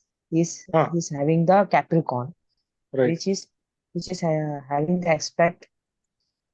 Which is the fifth from Which is Venus? having the Where aspect is of Shukra, Jupiter. ma'am? Where is Shukra? I am sorry, in his horoscope. Where is Shukra? Virgo. Okay. Fifth from Shukra. It's in Virgo. Fifth from Shukra means it will be Capricorn. Yes, Shanishwaran. And it is expected from the. No, actually, Saturn is not expected. I don't think Saturn is expected from any planet. But that Capricorn is expected from Jupiter, exalted Jupiter, from sixth, from means exalted Jupiter, means Karka Jupiter. Good, no, yeah, good. So I thought it will give. Yeah. It has given, no, yeah. That's the reason I asked about that question. Yes. Yes. All right. Actually, the Venus is in 8, but still it's giving me the rule is right, sir. Yeah. Rule prevails. Thank you, sir. Thank you. You're welcome. Sir, Sheila, can you ma'am? hear me? Yes. My Leo sign is Titi Shunya sign, That's sir. it. And That's it. and Jupiter is in Scorpio. That's also Titi Shunya, sir. How is it, ma'am? How is it? I told no, ma'am. See, the rule is very simple, ma'am. You should just keep this in mind. Rule won't fail. Okay. Not because sir is giving the rule. Rule is rule. That's it. Once you just stick on with that, you will get the answer. Okay, sir. Thank you, sir. How many people, ma'am? How many horoscopes I see in a day? Right? Day after day I'm seeing. So I do my job and then. So that much confidence I'm giving. Why? Why it didn't work? See, whenever a rule does not work, that is when we should point. Why it did not work? Why it did not work? That is when you go to that next level as an astrologer. Otherwise, what Ucha, Nicha, Marivisthanangal. Marivisthanangal means Durbhavas. Like this, we have 1001 astrologers. That is not the purpose. Why should we spend so much time for this? So how is it, ma'am? Did you get the answer now? How is it? Correct now, ma'am? Like that. Yes, I got that. Yes, sir. Correct. But it has given you a child. So this is also one more point you need to understand. Yeah. Right. See, Titi Shunya. What if it did not? So this is how you take Titi Shunya. Okay, fine. Okay, sir. Thanks. Surajaya. Go ahead, Aya. Surajaya. No, sir. Thank you, sir. PX 55. Sir, I have a question from the one of the example which you said right now. If Ketu is in the fifth and the fifth lord is exalted, so you said there will be struggle in the beginning, and in the end there will be a great success and fame, right, sir? Correct. So my question is, how can we, specifically tell that struggle is in the beginning and later on success, or why not? As of now, we are in the higher course. So first you need to segregate this bit. Then you need to segregate to that bit whether it is there or not. Because if you don't finish this, you cannot go there. No, I get that. I get that. What you're trying to ask me is there a struggle and then a success, or is there a success and then a struggle? Am I correct? Yes, right. Yeah, that's what. This is the higher class where we can only come to this point. Okay. Beyond that, the dissection has to happen elsewhere. Everything cannot be crammed together. Right. As of now, with the rules, I'm helping you navigate to come up with a certain amount of finite prediction. To come to a precision that requires a time. Okay, now take the example horoscope, get into the Dasha Bhukti, what age he is, all these considerations one by one only it has to come. As of now, I'm just giving you a way to manage using this. Do you get it, Aya? Okay, right. Sorry, Aya, if I interrupted, because I know what are the questions which will come repeatedly. So sorry if I understood. It's okay, sir. Thank you. I understood the questions. Any other question? Any other question? Otherwise, I will start with one song. Otherwise, I will start with one poem. Something I will do. Before that, you all ask one question. Late night poems. I do. Sir, just want to confirm one thing. I mean, fifth from say Sun or Venus, whatever it is.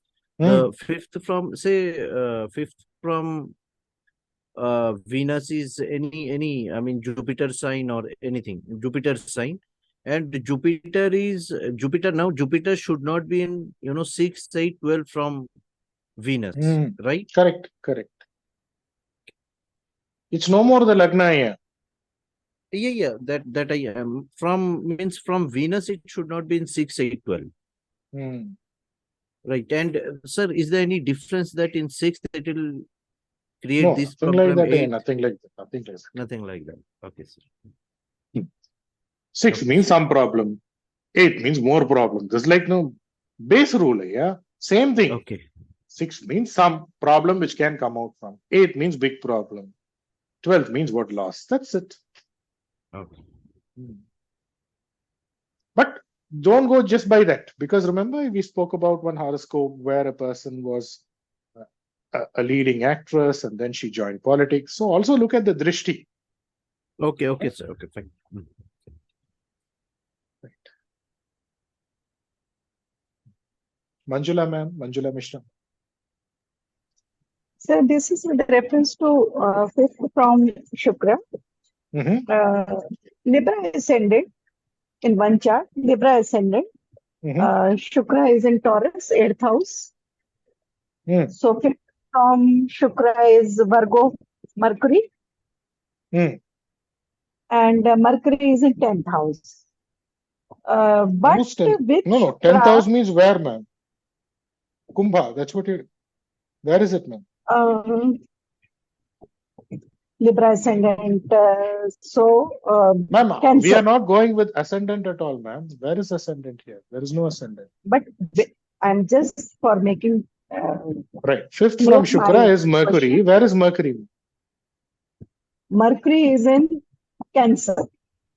Okay, so it is in the third from Shukra. Okay. Sir, but with Shukra, Saturn is also there. So Saturn is aspecting Mercury that way by third aspect. So can we take it that way? That yes, you can. You should. Since it is degretically sitting. You should. Conjunction.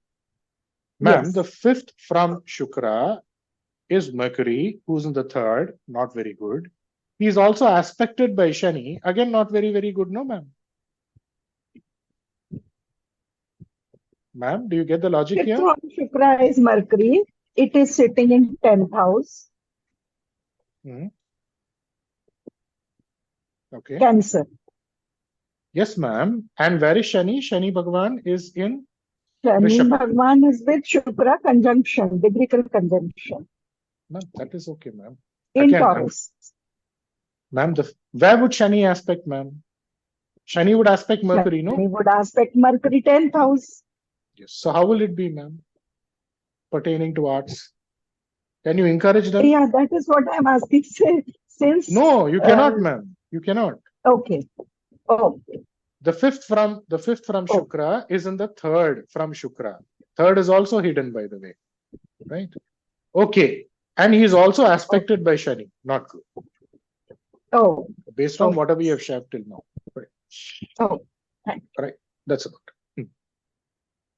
PX 1057. Ma'am, is it clear? Is the rule clear? Have you been able to understand? Manjula. Yes, sir. Yes, sir. We should also take the malefics, and we will not consider conjunction of Shukra with Shani. And since Shani is aspecting with third aspect, so I thought we'll also take the conjunction of Mercury that way. So, but yes, it is clear to me, sir, that way it will not work. Yeah. And in our course of study, we don't consider conjunctions, ma'am. We just consider combinations. Combination is degree wise. And there is the next layer of degree that I will add. That is, one student had asked this question in the evening. Sir, how is it that you're taking a Graha in Kumbha Rashi and you're telling it's connected with a Graha in Meena Rashi? I cannot answer that question now. I will answer during free time. Most of you know that, but I will answer that. In fact, in the Parihara session, I had mentioned all that earlier. PAX 1057. I'll answer that question. Yes, sir. Yes, sir. Those connections you have mentioned. Yes. Yes. This PAX is 1050. This is called telepathy because this was exactly the question I was wanting to ask you.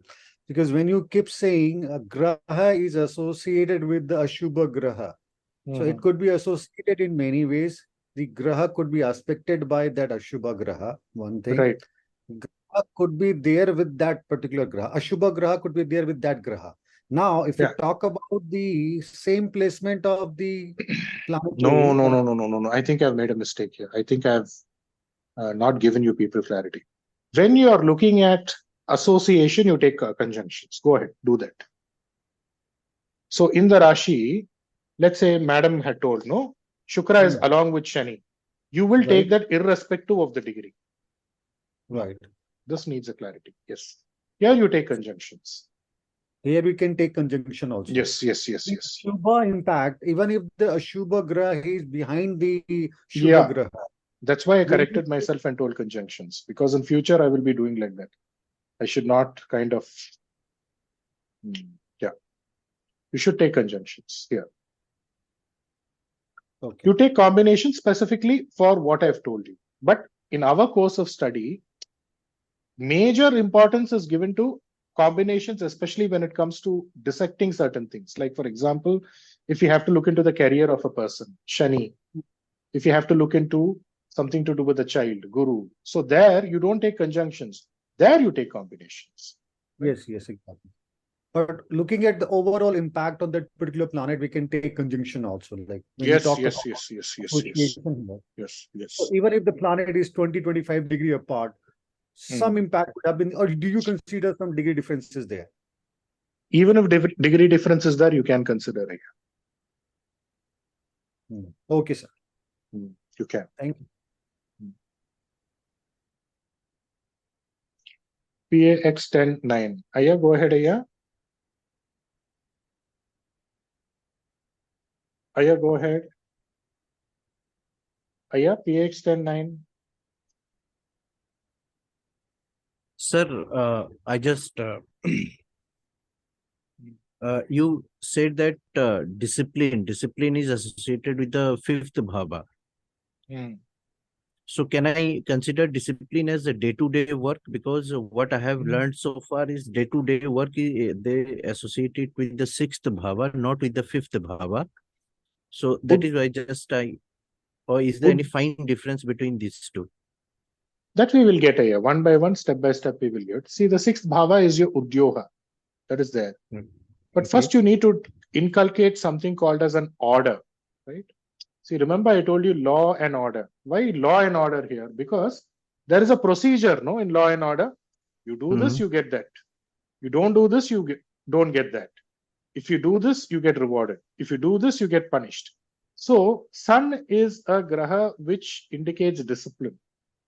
So when you pursue something in a disciplined order, the fifth second will come to you, which is the udyoha, will be proper. Which also means, when you eat food at the right time, when you eat food in the wrong time, what will happen? Remember I told you get headache? Yeah. And most importantly, you will get ulcer, right? You will get, problems pertaining to your lower abdomen. So everything is interlinked. But you need to create a day-to-day discipline which is associated with the fifth power. Discipline in general is associated with the fifth power. Okay.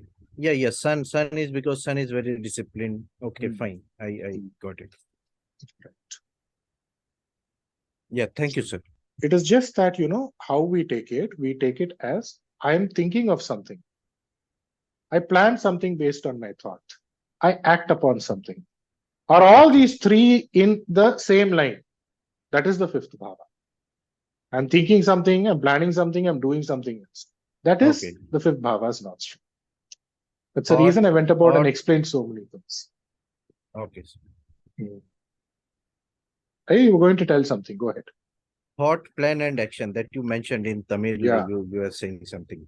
Yes. Okay. Fine. Thank you. Yennam Tittam Sayal. Okay. So where do you start for that? You start with the third bhava. You start writing down in a diary. Morning, I will get up, I will do this, I will do this, I will do this. Daily tick mark that. Third's third becomes fifth. Fifth second becomes sixth. Like that only 1-1 is connected with 1-1. Right.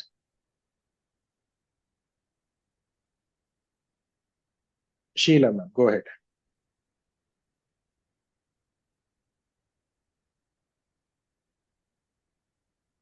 Sheila, ma'am.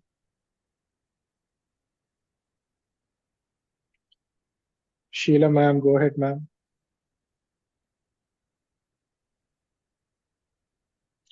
Sheila, ma'am, Can you've you raised hear your hand. me? I can hear you. I can hear you. Go ahead. Yeah.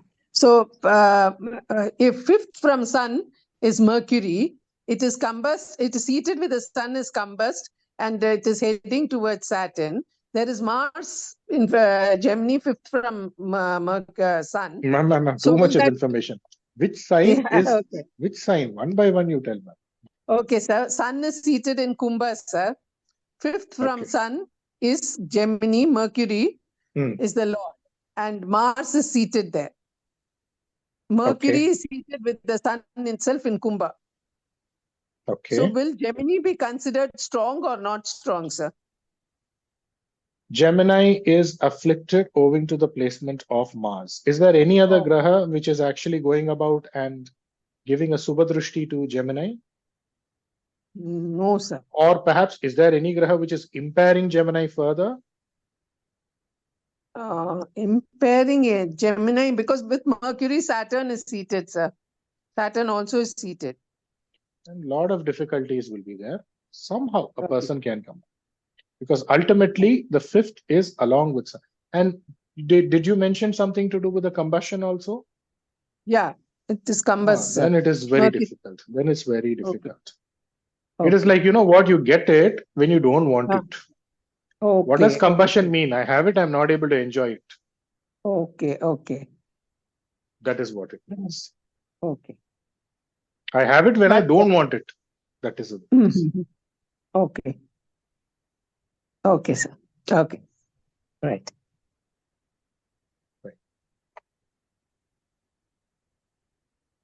Yes. Sheila, ma'am, you still have your hands raised if you've done. Oh, I'll just bring it down, sir. I'll bring it down. Any other question before we end today's session? Sheila, ma'am, again, you've raised your hands. If you have a question, go ahead. Next, I will go to Jyotika, ma'am first. Jyotika, ma'am, go ahead. Okay. So basically, just taking my own clarity. From sun, I go 5 steps ahead, and that's where Capricorn, Makar comes. Where is sun, ma'am? Sun is in Virgo. Correct. Go ahead. With Mercury, it is sitting. But it is, if I go 5 ahead, it is Makara. So I did have early child, and I did get fame while I was working. So does this imply? You haven't told where Shani is, no, ma'am? Okay, Shani is in, should I say the Rashi? Then it is in Mesha Rashi. Saturn is debilitated, ma'am. Yes. And Saturn is in the 8th from sun. So the rule does not match. But the reason for your success has to be validated. You need to check your horoscope. Okay. And early child also. So that also I need to check. It is a contradiction. Yes. It is a contradiction. Yes. Yes, but sun is along with Mercury, who's getting into an exaltation. But he is not the 5th lord. He is not the 5th lord. Right. We are discussing the 5th from sun. Right. That is see if there is something to do with Nichabanga also. And again, if you look at it even further, the 5th from sun is actually in the 8th from sun. Yes. So it can lead to abortion, abortive tendencies, all of that is there. So you just need to do a self-reflection yourself, and you need to look into your horoscope if there is a Subhagraha Drishti or something, and you will get an answer. Okay. Yes, Shani is being looked by Jupiter. Okay. Okay. Fair enough. Good enough. But still, the problem remains. Now you need to just do a self-reflection. Okay. Fair enough. Right. Hmm. Thank you. Yes. Any other question?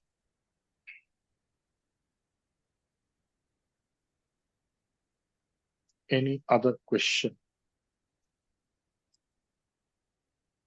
Okay. Hope all of you were able to enjoy today's session. We will meet tomorrow for session 1, same session 1, part 2. And that's about it. New students, you need to share your email ID and you will be receiving the recording of the session itself. So that's about it. Good night. Have a good night's sleep. Let's meet tomorrow. Thank you. Thank you, to sir. all. Thank you. so much. Thank you. Good night. Thank you, sir. Thank Good you, night. sir. Good night. Pranam, Good sir. night. Pranam. Good night. Good night. Thank you, sir. Good Thank you, night. sir. Good night, Thank sir. you. Thank you, sir. Pranam. Thank you, man. Thank you. Thank you, sir. Thank you.